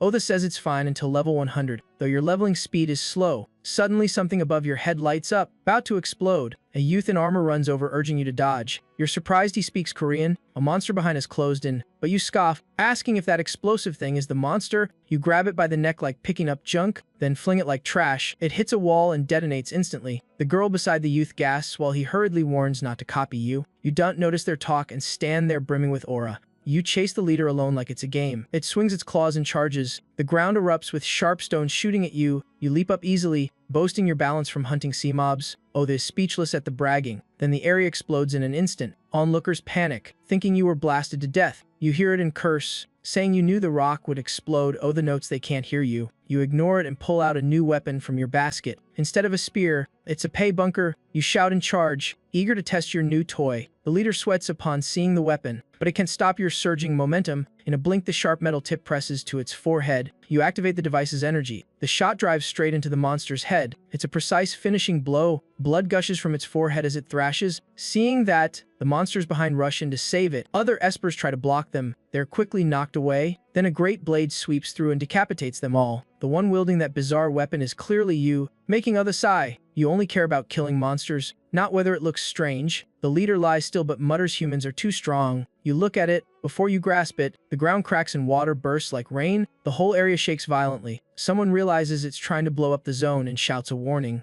The desert beside the airport quakes like an earthquake. You stand next to the leader, confused. It mutters again that humans are too dangerous. Then its head is cleaved in half by the great blade. You grunt, saying that's expected. After killing it, you gain nearly 2 million XP. You mutter in confusion that even after altering the environment, its XP is lower than a Black Panther. Otha explains the Black Panther is a mutated monster, so it's much stronger. You nod and hop down, but the atmosphere here makes you freeze. Everyone gathers and cheers when they see you. The youth checks on you and the girl tries to treat your wounds. You squint, realizing they're the couple from earlier. Otha teases that you're jealous, and you retort she doesn't understand insiders. You slip past them, warning to avoid monsters since missing one causes trouble. The girl asks her boyfriend if a third class makes you that strong. He says no one's ever reached it. They keep discussing in confusion while you keep sweeping monsters for XP. Fighting, you complain that even clearing everything risks missing one. You look at the plane, plotting something, then you dash toward the runway. But thinking of returning to Los Angeles almost caused another disaster because of you.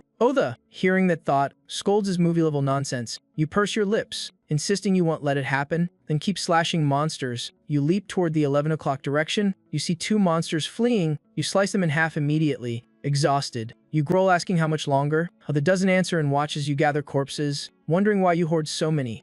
You casually say you're collecting tons of monster meat. Then your face pales. The corpses are so huge they drag you into the ground when packed into the bag. You look at Otha miserably, begging to adjust the bag's weight. After a while, with a total massacre, the airport is secure. You sit checking quest notifications as your stats rise again. At that moment, Otha is busy casting her own spell. She chants celestial incantations. In a flash, blinding light erupts. 2 angels descend. The blue-haired angel asks what she needs. Otha requests crafting support. The female angel agrees instantly. 3 angels work on your spatial bag. Soothingly, holy power envelops it. Otha brings it to you, saying you can freely adjust its weight now. Then laughter rings from the blue-haired angel. She praises the battle and says the one she supervises is also fighting. You're surprised someone else has angelic support. Otha confirms. The angel introduces her charge, Najuna, asking you to help her if you meet since she is blessed by the goddess of beauty. Otha immediately blocks her, telling her not to reveal anything about In-Hand's abilities. The blue-haired angel agrees and jokes Otha cares about you unusually much. She even teases that Otha likes you, turning Otha bright red. Otha gets so mad she sends them back to heaven. The 2 angels return skyward, waving and reminding you to take care of Najuna.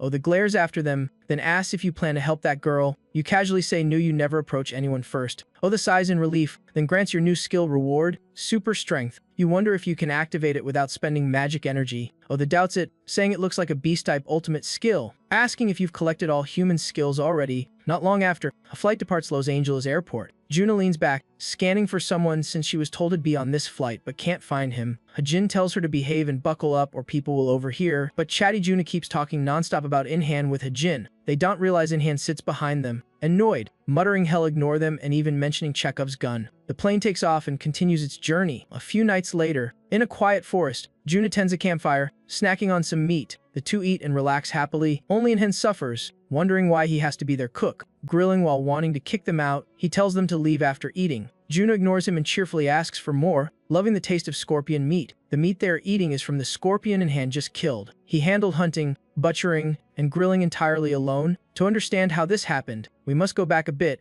In the morning, when he climbed a mountainside, he stumbled upon a gigantic dungeon gate. Inhan stood silent, staring at it for a long time. Even Other was shocked and asked what it was, making him complain she's the angel so she should know. She truly didn't, and after thinking said shed scout because rumors say this resembles common Tom-type lairs. Upon entering, seeing the scene, she immediately understood and confirmed it's a rare phenomena. Two destruction mechanisms overlap, merging two dungeons into one vast zone. She warns Inhan that such types may contain creatures beyond trolls, so he must stay alert. He doesn't get it and urges her to summarize. Oda hesitates, then concludes there will be two boss phases. They enter and find a space resembling a vast plain. Inhan's luck is good, he spots a troll right away and cheers. But at that moment, the troll complains it's tired. It plops down to rest instantly. Seeing that, Inhan panics because it sleeps within seconds, guessing that skill relates to troll blood for evolution. While it's deeply asleep, he sneaks closer. With a smirk, he utters its end, then strikes a fatal blow, killing it instantly, not caring about the XP. He quietly harvests troll blood, delighted, while Other coldly notes this is only easy for him, just entering and already collecting loot. Inhan eagerly wants to hunt 100 more. At the same time, two others arrive at the dungeon entrance. Hajin and Juna stand before it, and Juna marvels that such a huge dungeon is capped at level 50. Betha warns her to be careful since nothing inside can be predicted, but Juna ignores it and happily charges in, making Hajin sigh that she's more excited about this than seeing him. Ignoring Betha shouting behind, the two head straight in. In another area of the dungeon, fire blazes and the smell of roasted meat fills the air. After clearing the trolls, Inhan sets up camp to rest. Waiting for the meat to cook, he happily praises the taste and devours it, although watches speechlessly, reminding him troll meat is toxic. Inhan casually says he knows, but it tastes good, chewy, and fragrant. At that moment, a notification pops up showing his poison resistance skyrocketing. Surprising him, Other gets angrier, saying that proves the toxin is strong, but he calmly replies he already has anti-poison skills. After the fire dies down, he even finishes a huge slab of meat. Leaning on a tree and rubbing his full belly, he brags his cooking level also increased. Other huffs that cooking monster meat boosts fast anyway. Setting that aside, Inhan suddenly wonders why for 5 days has only met trolls and no monsters approach despite the fire. Although also finds it odd, nodding and saying she has a hypothesis though uncertain he squints and asks what. She says his stealth effect erased all traces of campfire and scent. Leaving him stunned, he exclaims it's absurd and hard to believe. Oda shrugs, implying his concealment can fool even gods. They spend another night in the dungeon, then rise in the morning. Inhan quickly locates the 500th troll. He trails it while chatting, and Other coldly reminds him has eaten plenty of trolls already. The troll ahead doesn't notice, picks a spot, and sits down. It again falls asleep, just like the others. At that moment they start arguing, and Other urges him to finish it quickly. Inhan glances at her, then stabs and kills the 500th troll. He gains a huge amount of XP but stays below level 50 since his second class isn't unlocked. Instantly, he activates the class selection function. A list of classes appears before him. There's Bloodpike Specialist and Combat Specialist, also Apprentice Reaper and Berserker. Oda happily congratulates him for unlocking new classes and says it's time to explain upcoming changes. Bloodpike is his natural progression, perfectly matching his current abilities. Combat Specialist allows mastery of all weapon types. Even Inhan's own body could be turned into a combat tool. Berserker is a warrior who only leaves battle when one side falls. All three are rare, strong, and main dependent, so Oda says he may choose freely. After hearing the three, he recalls one missing and asks about Apprentice Reaper. Oda shakes her head since she's never seen it, guessing it's unique and possibly nothing like its name. Her words remind Inhan of earlier events,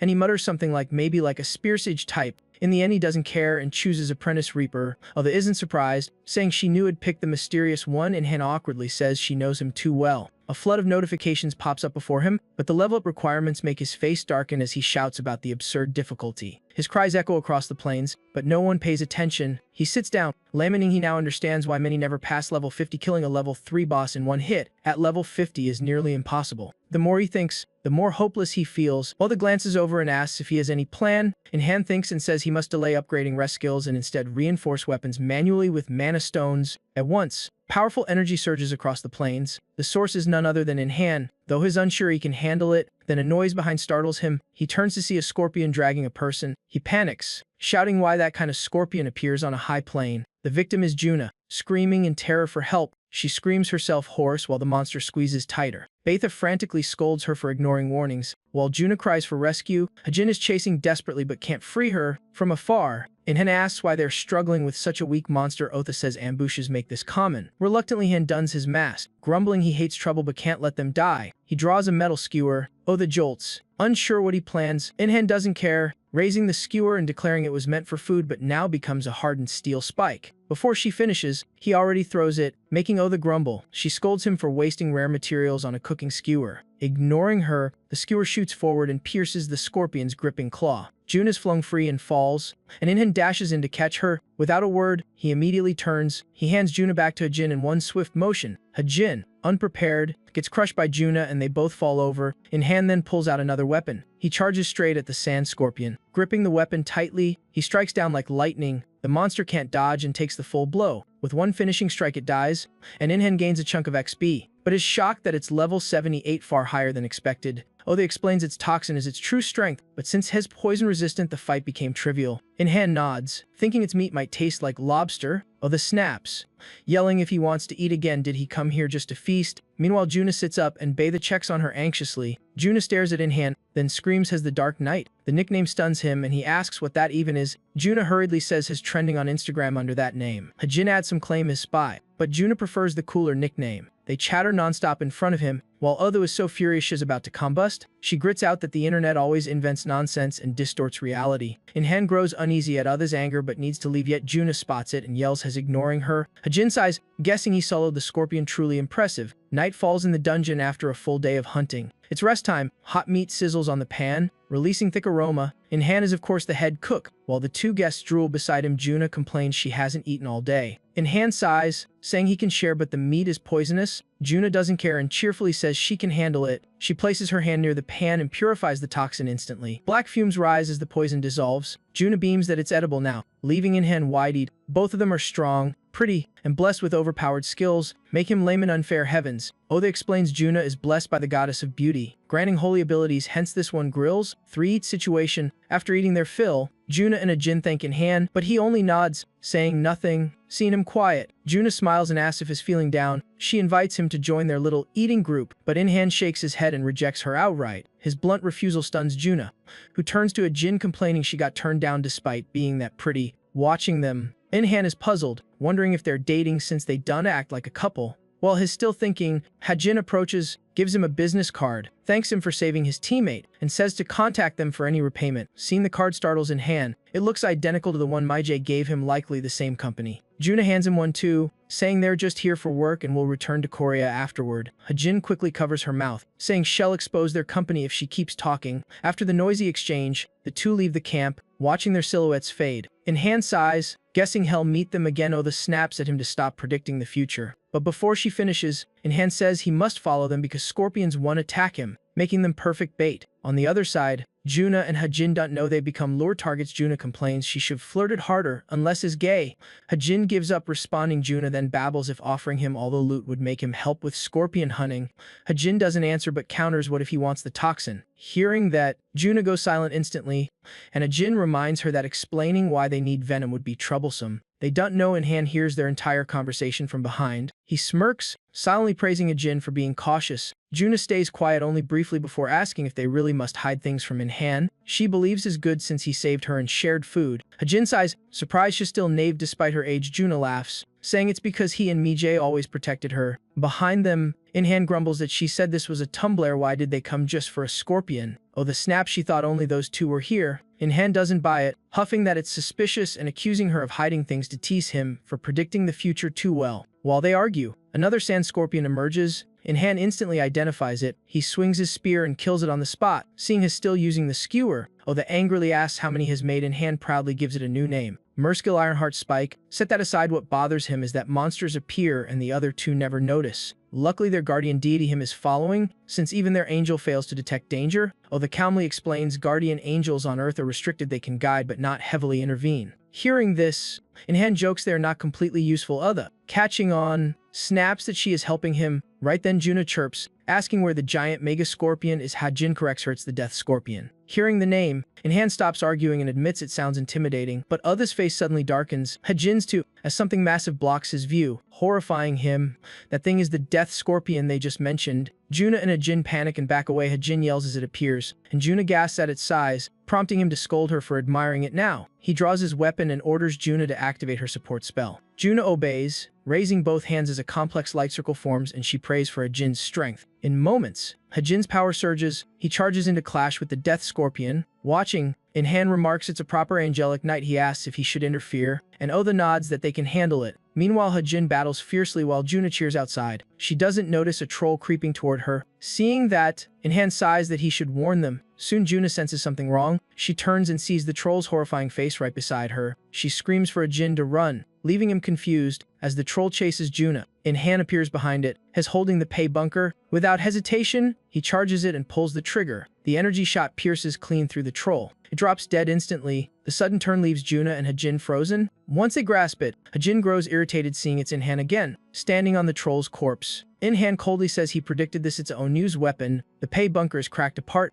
and Other scolds him for ignoring durability just to raise damage. Who does that? Inhan simply replies that only a shot that strong can kill a level 3 boss, leaving Oda speechless. That's when he remembers someone else is nearby. He says is done, but they keep going and then bid him goodbye. The air freezes. Both the death scorpion and Hajin stand petrified, but both quickly recover. The scorpion charges while Hajin dodges. Seeing this, Juna panics and shouts that Hajin is in danger. She runs toward Inhan. Juna pleads that if he helps kill the monster, they'll give him all the scorpion venom. Expecting refusal, she's shocked when Inhan agrees instantly. In the fight, Hajin hears her and yells at her for making reckless promises, but Juna calmly says they really need him now. Before he can argue, the monster's tail coils tightly around him, is bound and unable to break free. Right then Inhan appears like he teleported, coldly asking if they're done arguing so he can act. Before Hajin understands, his body falls limp. Inhan has sliced off the scorpion's tail, forcing it to release him. He doesn't stop and immediately continues attacking. His spear pierces deep into the death scorpion's body. Fallen, Hajin watches in awe, stunned by his skill. Juna shouts for Hajin to support him. He gets up and grips his sword tightly, then unleashes an energy charge slash. Other notes the strike is stronger thanks to Inhan's earlier attack. Inhan asks if that skill uses mana, mocking his weakness. Other snaps that not everyone is a monster like him. Inhan ignores her, charges in, and asks the scorpion if it knows his number one skill. It looks confused. Then he shouts, hits its vital point, and stabs its head. A one-shot kill. The death scorpion collapses, and Inhan gains over 2 million XP. Its massive body crashes to the ground. As agreed, Inhan skins the entire body and gives the venom and poison core to Hajin and Juna. Elsewhere, Oda is choking Betha, demanding to know if she lured the monster here to force Inhan to act. Betha, caught red-handed, admits it. Inhan, unaware, keeps dissecting. He quickly finds a grade 3 mana stone. Betha screams in shock at its rarity, but Uth ignores her, still choking her while shouting. She scolds her for distracting an angel and forcing discipline. After finishing Betha off, Uth tosses her aside and returns to stand by Inhan. He confirms he has the mana crystal and can complete his quota immediately.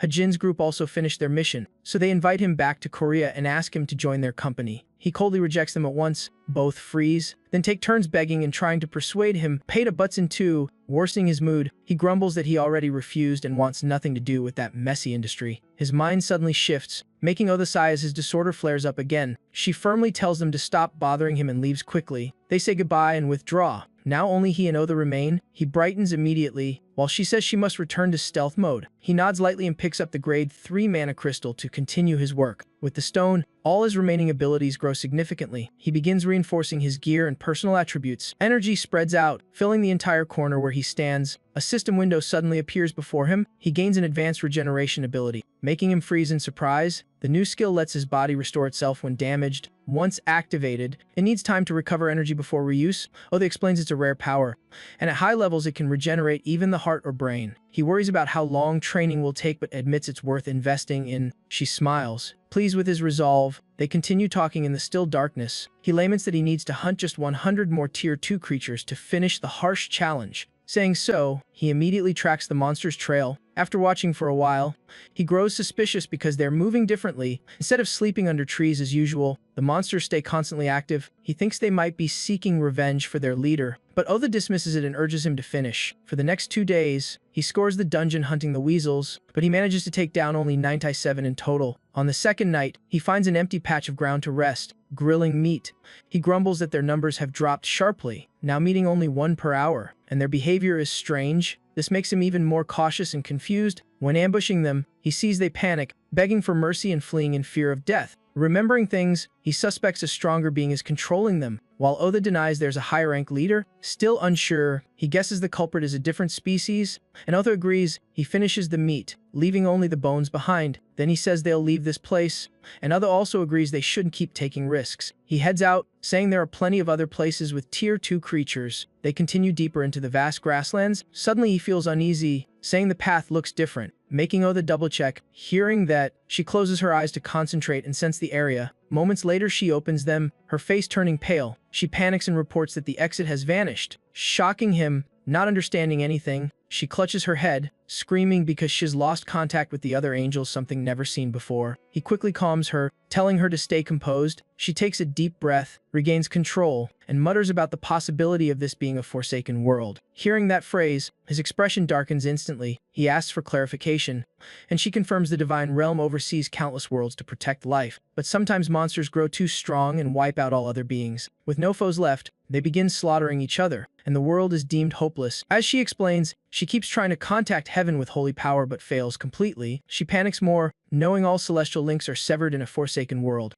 Is still confused and asks how a dungeon on Earth could become like this. She says it shouldn't be possible, but before she finishes, the ground violently shakes, making him shout her name in alarm. She looks at him, confused, unsure what he intends to do. Without explaining, he picks her up and runs. Right then the spot they stood on explodes, but they escape just in time. When the dust clears, a figure holding a scythe emerges from the smoke. Its form resembles a reaper stepping out of the darkness. He frowns and asks what it is, and Oda slowly says it's a mutation born from monsters devouring each other, so she has no date on and warns him to be extremely cautious. At that moment, the creature swings its scythe toward them. He dodges immediately and studies its movements. He realizes its power far surpasses the former weasel leader. He tells himself he can still win because despite its strength, it's only tier 3, noticing it targeted Oda earlier. He guesses it has stealth abilities similar to his. In danger, Oda shouts that if they survive, he'll earn a reward for saving a supreme being. Rare anxiety shows in her eyes. He understands this enemy won't be easy. He keeps dodging its sharp scythe slashes. The monster mutters something about a new record. Annoyed, he yells back, asking what that has to do with him. It swings the scythe again,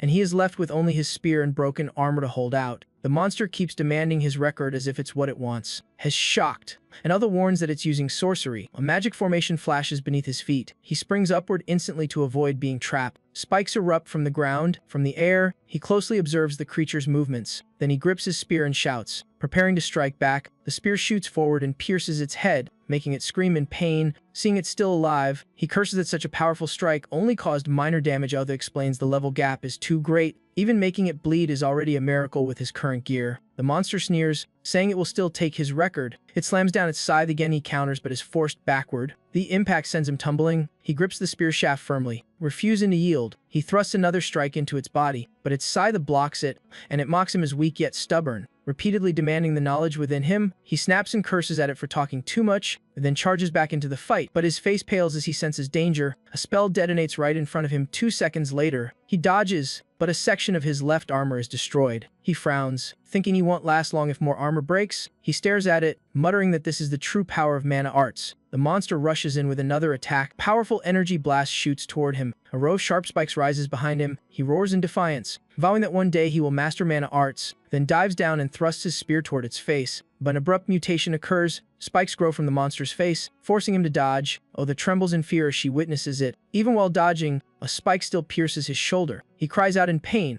and Oda anxiously asks if he can endure it. Before he can answer, she notices something strange. The blood from his wound turns black. It's a curse toxin that even his poison resistance can't neutralize. Worry grows in her eyes along with calculation. After thinking, she flaps her wings and takes off. Her sudden action startles him. She shouts that the fight will get harder if the creature keeps focusing on her, so she must get away. He thinks for a moment, then agrees to let her escape. She looks at him for a long moment and warns him not to die no matter what. He doesn't answer and charges in, activating a critical strike. But after that blow, his arm grows numb, making the fight even more hopeless. He takes out his mask and puts it on, preparing for the worst. Strangely, he doesn't panic because the prophecy hasn't been fulfilled yet. The person mentioned in that prophecy is also in this grassland. It's Junna, the girl Peeta once asked him to help. Meanwhile, Oda is flying away frantically. She thinks that if his power weren't limited by Earth, things wouldn't be this dire, especially against a Reaper-like foe. But she has no time to worry, because if this is a Forsaken world, they won't escape if they delay. She can only pray he endures. Elsewhere in the dungeon,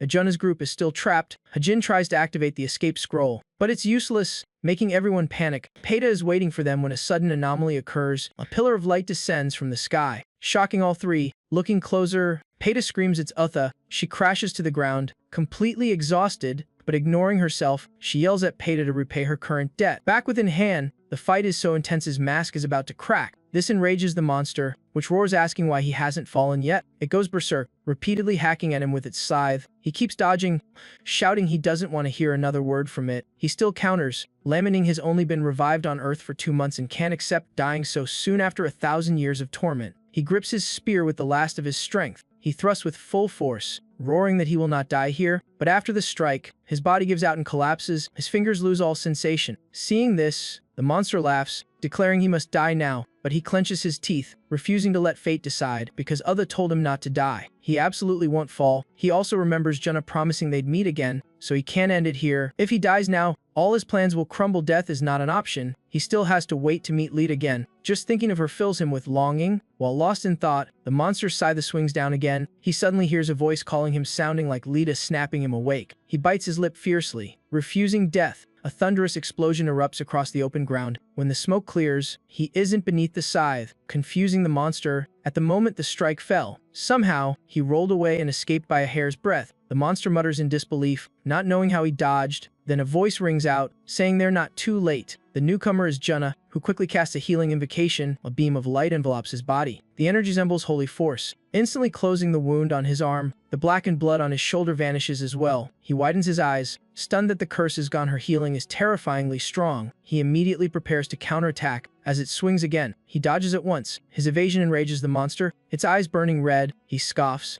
telling it not to look at him like that. Now that he's healed, he can move again. If they'd come a minute later and have died. On the other side, Hajin sees the monster and screams in terror, not understanding how such a thing could appear here. But Junna screams at Hajin to charge, making him panic and ask if he really has to. She scolds him, saying no one else can, forcing Hajin to draw shield and sword. He rushes straight in to attack the monster. Junna stands behind, supporting him with continuous blessings. Empowered, Hajin thrusts directly into the monster's body, but is flung away like a toy. Moments later, Peeta panics, shouting how Hajin could ever match that creature. Oh, they're stunned too. Realizing Junna's power is bizarrely strong, she can push a Reaper with blessings alone. But she doesn't stop to think and darts toward Inhan. She asks if he's okay. He nods, saying he's still alive. Relieved, she hurriedly says she needs a little more time. He's doubtful but doesn't ask, then turns to Hajin asking how long he can hold out. Hajin panics at being told to face it alone. He firmly tells Hajin he only needs to stall for time. Hajin looks at Junna, then nervously says as she keeps supporting him, he can last about 30 seconds. He says that's enough, then vanishes from sight. Now only the three of them remain fighting the monstrous foe.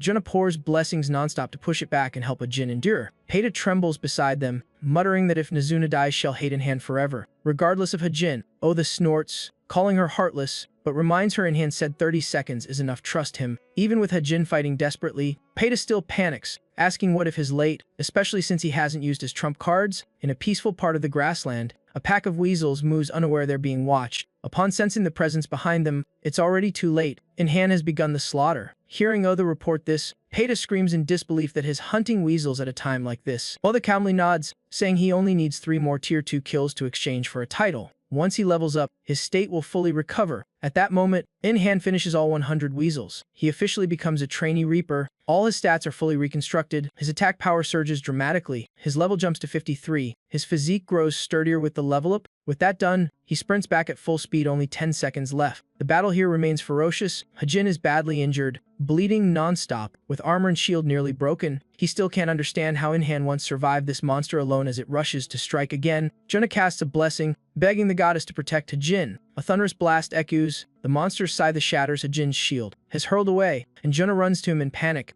Peita goes pale seeing her run straight toward the monster, but she can't stop her. This creature has pushed them to the brink. It swings its scythe down again. Terrified, Junna still closes her eyes and chants for punishment of evil. A surge of power bursts from her hands. A chain of runes forms a barrier before her. Light shoots straight into the monster's body. A barrage of explosions erupts across its form. Oh, the size and awe that a human knocked down a reaper. The potential is terrifying. Peita cheers that Junna will save all humanity. Oh, the squints at the monster forced to its knees by holy power, warning it won't be restrained for long. Junna tries to roast Jin, but he says his body can't move. At that moment, the monster roars, "I will kill you all." Junna pales, thinking they're truly about to die. Then a voice suddenly whispers to both of them form a party.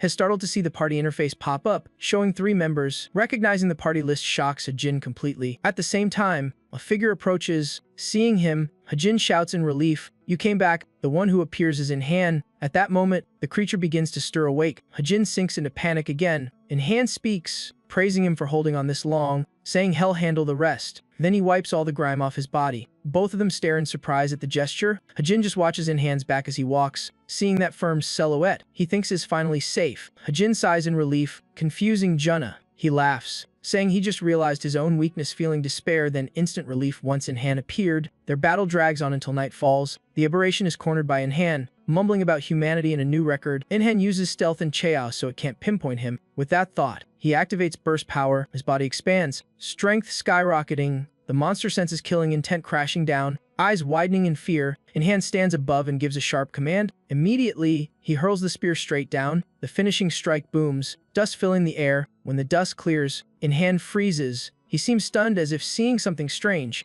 Beneath the spearhead is the face of a girl. She sheds tears as if finally freed. She smiles faintly and whispers her thanks. In-Han frowns slightly but keeps his posture. A cloud of black aura escapes from the girl's body. By killing the creature, In-Han gains nearly 32 million XP and levels up. He studies the girl beneath his spear. Confused, he suspects the curse is lifted, since has never received that much XP before. As is still dazed, system panels appear showing she is Lita Katsuha, a level 157 monster. Junna and Jin run over, saying they recovered and leveled up thanks to him, then ask if has hurt. As they approach, Jin's expression changes instantly. He mutters that this creature is unnervingly powerful beyond anything he's seen in 10 years. In-Han ignores it and stores his weapon. Then he pulls out another item, startling Jin. He gives a frightening smile, ready to act out a habit, but doesn't get the chance. Other urgently shouts for him to stop. In-Han, confused, asks why Other counters by asking if he planned to dissect the girl. He casually answers that she was a monster, but other objects because she is human. In-Han awkwardly explains he just wanted to test skin toughness, bone hardness, and check for mana stones. Other is speechless. Time passes quickly, and the stone-like gaze fades. Even In-Han trembles as if about to collapse. The body before them suddenly transforms and completely disintegrates. In an instant, In-Han's spirit breaks. Jin, standing behind Junna, mutters that the scattering ashes shock him with the truth, sinking in despair. In-Han snaps back when he hears Jin speak. Even Other freezes in astonishment. In-Han glances at her, puzzled by that strange title. Other slowly explains that anyone assimilated by monster mana is called a boundary breaker and will turn to dust upon death. Hearing this, In-Han immediately understands and confirms the one he killed wasn't a pure monster. Other nods, saying she was likely an intelligent race like a fae, but originally human. In-Han's voice tightens as he turns away. Then he steps forward and pulls a scrap of cloth over the vanished body. He picks up the mana stone and grins, saying even without revenge he still gained loot. Not just a mana stone, her armor and weapon also remain. At that moment, Wen flies in from afar, yelling that the exit has reopened. Other nods lightly, noting her power has recovered and that the Reaper and Lita shared some hidden secret. She sounds irritated that she couldn't hear the rest. Other glances at In-Han,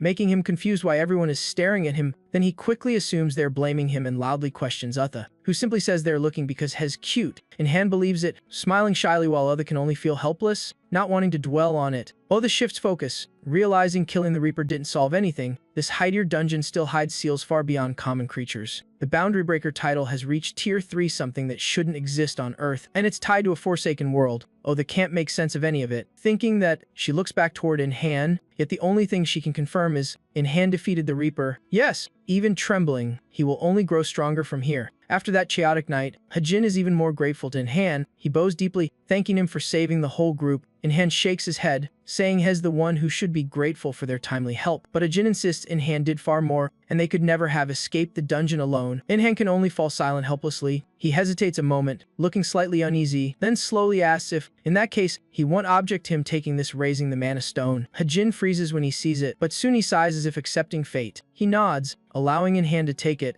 In-han is slightly surprised he agreed without asking anything in return. Junna then demands a condition. If he takes it, he must give them his phone number. In-han refuses instantly, as if expecting it. Junna complains to Ha-jin that even being beautiful doesn't help. She got rejected again. In-han, startled, admits she looks like an angel, but is not comfortable sharing personal contacts with someone he just met. As he flusters, Junna asks his name. In-han coldly says she doesn't need to know, but her pleading, shining eyes make him freeze. Swept along, he finally says his name is Joe. In-han, and Junna smiles brightly, calling it beautiful. The two keep chatting comfortably. Ha-jin stands beside them completely clueless. It's his first time seeing Junna be this forward, and the first time someone dared reject her so bluntly. He has no idea whether to cheer or pity her. He concludes both of them are strange beings beyond his understanding. A normal person like him simply can't analyze them. Soon after, the whole group exits the dungeon. In-han tries to slip away quietly, but someone calls out and stops him. He looks over and sees a silver-armored female angel appear. She speaks slowly, beginning the report.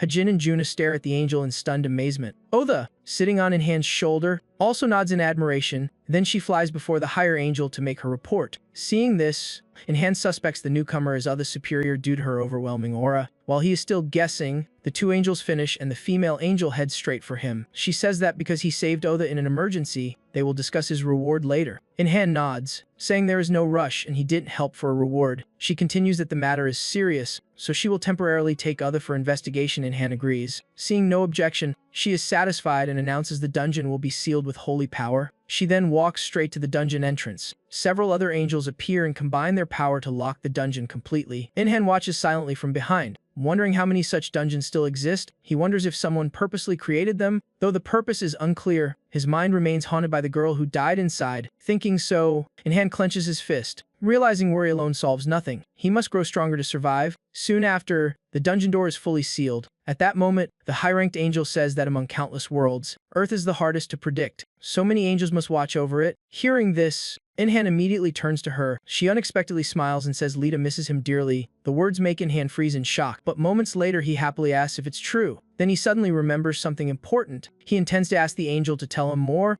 but she has already spread her wings and taken flight. Before leaving, she blesses his future and promises to return Otha as soon as possible. Then she flies upward, ignoring In-han's desperate cries for her to finish Lita's story. One of the greatest pains is having a story cut short, and he just experienced it from that angel. Days later, after the dungeon mission ends, the group boards a plane home. Junna and Ha-jin pull their luggage out of the airport. Once outside, they see a black car waiting. Inside sits the person they hope to meet. It is their queen, Mai-jae, who smiles and asks whether they obtained the item. Junna beams, while Ha-jin grumbles that she's asking too soon. They get in the car, and Ha-jin sighs, confirming the mission is done. Junna teases that Mai-jae should look. Ha-jin is already cornered by her. On the drive, she recounts everything that happened in the dungeon. After hearing it, Mai-jae is shocked that a Korean fights so masterfully with a spear. Junna nods, praising that his extremely strong, so strong Ha-jin couldn't do anything. Mai-jae doesn't need his name to know it's In-han. Ha-jin sees her expression change and asks if she knows him. Mai-jae props her chin, pouts slightly, and says she's never heard of him. But thanks to them, she's about to get promoted again, and she'll treat them to drinks tonight. Thus the three return in high spirits, rewarded with excellent barley smoothies. At the same time, In-han has also arrived home. He opens the door and cheerfully announces his return, but no one replies, making him wonder. Then he sees something placed on the table. Getting closer, he sees a letter from his mother saying she went to examine for fresh vegetables and will return by evening. After reading, In-han sighs that his mother crossed worlds just to buy food. Then he goes to shower. While washing, he thinks maybe his mother is stronger than he believed. At least she fights 3 times better than he does. Finished, he walks out drying his hair, mumbling hell work in the workshop before dinner. In-han quickly arrives at the workshop and empties everything from the leather bag. Inside is a huge pile of meat filling the room. He sighs that it will spoil if not handled soon. Cutting the meat, he complains he wants a Magiprint expiry label since he lacks storage and hates waste. Right then, he notices something odd. The eternal flame suddenly flares brightly. He asks in shock if it can eat meat. The flame trembles in reply, making him laugh with delight. So In-han keeps slicing meat and tossing chunks into the flame. He cheers, thrilled he can cook and process ingredients at once. He cuts even more, while the eternal flame eats happily to its fill. Elsewhere, atop the heights of heaven, In heaven, a major meeting is underway. The angel at the center slowly reports that Lita Katsuya is a spirit of the multipillar world. Although also attends as one of the two direct witnesses who saw Lita appear. Hearing the report, the angels murmur that she was indeed extremely gifted. They regret she was born 500 years earlier, and wonder how she appeared on Earth since Daezu was abandoned. Hearing the noise, the male angel snaps for silence. When the hall quiets, he continues that the case raises two crucial issues. First, why did an abandoned world fragment cross space-time to connect with an Earth dungeon? Second, why did it happen inside a dungeon packed with overlapping annihilation traps? He says sternly that if not for the human in hand defeating Lita, both Oda and Peita would be dead, and worst of all, Earth could have fused with that discarded world. Hearing this, an angel scoffs irritably. He mocks that only 2 months after the apocalypse, a human killed a Tier 3 boundary breaker. Peita immediately rebuts, saying he didn't fight alone, Nazuna helped. But the angel still doubts, claiming it's too strange and maybe Inhan is behind it. The words make another angel below tremble with anger. Finally, she can't endure it, slamming the table as the hall falls silent. Oda and Peita both turn to look. The slanderer also narrows his eyes toward her. The one standing is Lita. She growls for him to stop smearing Inhan, asserting his strength comes from hard training and he is a very good child. The hall is shocked that Lita would rise so fiercely to defend a human. The conference chair states that many angels have accompanied him, so there is no reason for suspicion. Right after, Oda rises, stating clearly that Inhan saved her and Peita. She adds she has repeatedly reported his exceptional skills. She asserts she has never seen any sign of ill intent or hidden motives. With so much defense, the objectors left speechless, only muttering just wait and see. The chair continues, saying they still cannot conclude,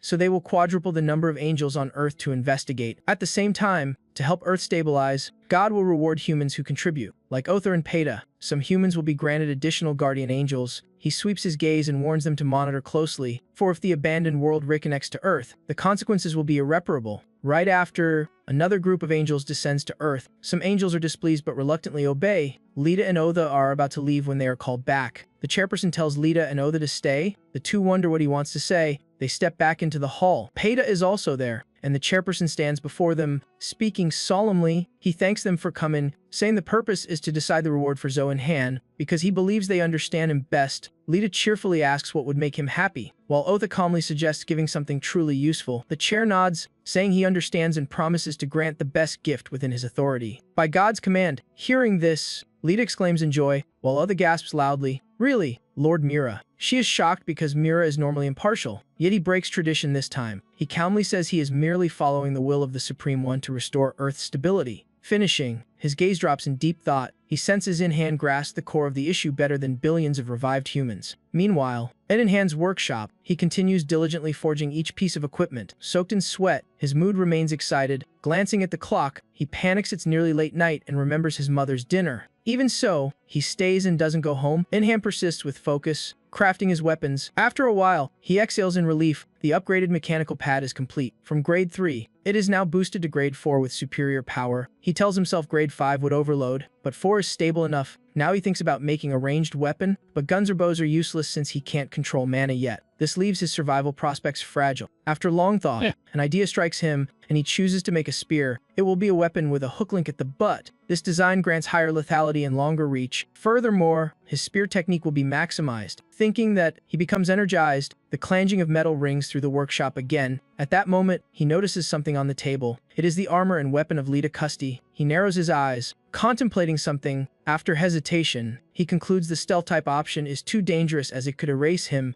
Offensive gear is still better, though missing a bit of completion. He decides to melt it down to forge a new spearhead. Inhan places the scythe blade into the eternal flame, but the metal doesn't deform, shocking him, making him think the flame has limits. His words strike the flame's spirit's pride. It erupts fiercely, as if to prove its strength. In seconds, the flame explodes upward, and Inhan cheers it on excitedly. But soon, black energy begins leaking from the center of the fire. The mass gathers into a phantom in midair. Inhan spins in alarm and shouts the name Leda. Not understanding yet, he still raises his weapon defensively. Then he yells at the shadow to come at him. But the moment he speaks, the shadow streaks away. It darts straight toward the distant mana crystal. Soon, the dark phantom dissipates, and the crystal becomes stronger. Inhan stands frozen, muttering in confusion. Once the shadow fades, the scythe finally softens, making the cause even harder to guess. Even so, Since it works, he continues forging the weapon. At that moment, Otha suddenly appears behind him. She softly says he is forging, just as she once predicted this day would come. With her is Lita, delighted to see him focused and proud of his progress.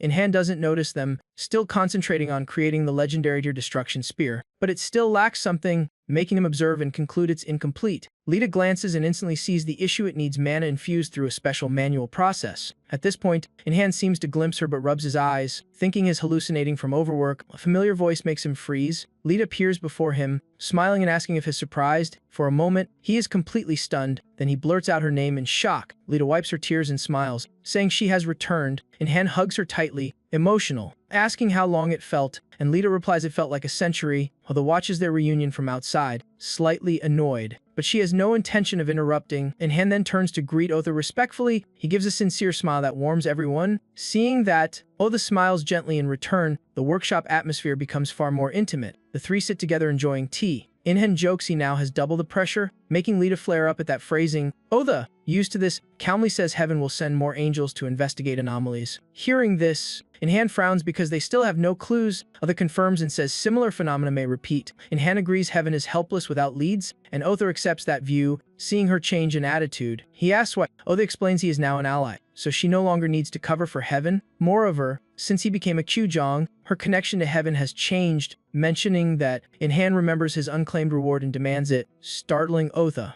Ignoring her reaction, he happily repeats the promise about the gift. He asks if she can make his bag damage-proof. Otha glares in warning, making In-hand shiver and hastily say it was only a suggestion. She's surprised he wants only that much. In-hand freezes seeing she isn't angry. He suspects it's a trap since her attitude is too gentle. Disregarding his thoughts, Otha praises him and hands him a customizable pouch. In-hand happily accepts it, only to be told the reward isn't over. He blinks, wondering what else there is. Otha glances at Lita as a signal. In-hand instantly blushes from misunderstanding. Lita approaches with a radiant smile. The two stand facing each other, the air heavy with implication. Expectation fills In-hand's eyes. He thinks the real reward is Lita herself. His heart pounds as he waits for her words. Lita slowly asks if he is ready. In-hand nods forcefully. She laughs and tells him to open his subprofession interface. In-hand turns to stone on the spot. Otha, guessing his thoughts, teases him, making In-hand furious. He reluctantly opens the subprofession window, and a panel appears showing Angel Associate. He asks in surprise what it is, while Otha gives a long explanation he barely hears. Lita summarizes that the three of them will be together forever, asking if he's happy. Hearing that, In-hand sighs, saying he doesn't really need that position. The words leave both girls frozen, and Lita shakily asks why he dislikes it. He dismissively says they can't help him in combat anyway. Lita bursts into loud tears, while Eartha reacts angrily. She admits she gets in the way against death-type foes but insists she's useful in everything else. Seeing them so emotional, In-hand struggles to hold back laughter. Unable to restrain it, he laughs, leaving the two stunned. He confesses it was just a prank to see their reactions. Lita immediately complains he scared her half to death. Eartha sighs indifferently but still blurts out she wants to accompany him.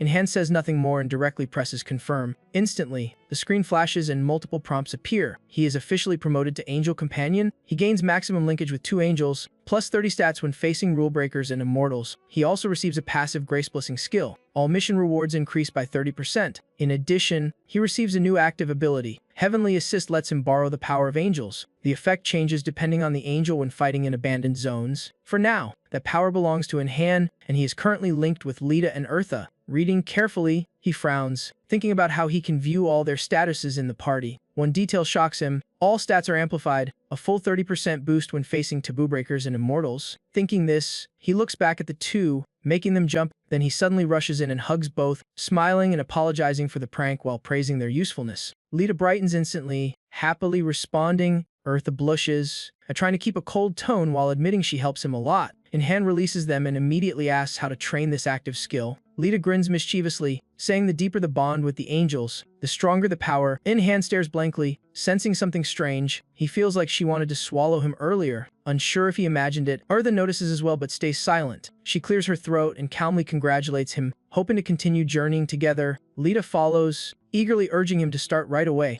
In-hand nods, eyes firm, but worry returns as he remembers he still needs to finish mana infusion for the weapon and refine the blood. This leaves Lita deeply disappointed, but he ignores it, focusing only on his work. Soon, the spear is fully processed. Through it, he unlocks the full power set of the Death God. Lita is instantly shocked, eyes wide. She looks to Eartha in disbelief, and Eartha confirms Heaven's missions made him advance quickly. At that moment, the spearhead releases dense black energy. In seconds, it engulfs an entire area. This is the dragon-slaying spear of the Dark Death God, so Dark Aura is natural, but its stats and effects leave him overwhelmed. Dragon-related abilities, even Dragon Roar. How did such options appear? Lita silently observes the weapon. After a long time, she slowly says he has delved too deeply into its core. It seems Lita Cassidy's world was destroyed by dragons, so her dying will imprint itself into the weapon. Han frowns, muttering that he dug too deeply. Eartha nods and warns him to restrain himself. Lita sighs, advising that it might be useful someday, but if he ever meets a dragon, even a third-rank one, he should run immediately. She misses an important detail, making Han silently reject the idea. After pondering, he suddenly shouts that it's a bad omen. He reels, breathlessly blurting that he's about to face monsters. Lita beside them is confused, not understanding how they reached that conclusion. Han still laments to Uda, worrying about confronting beasts while exhausted,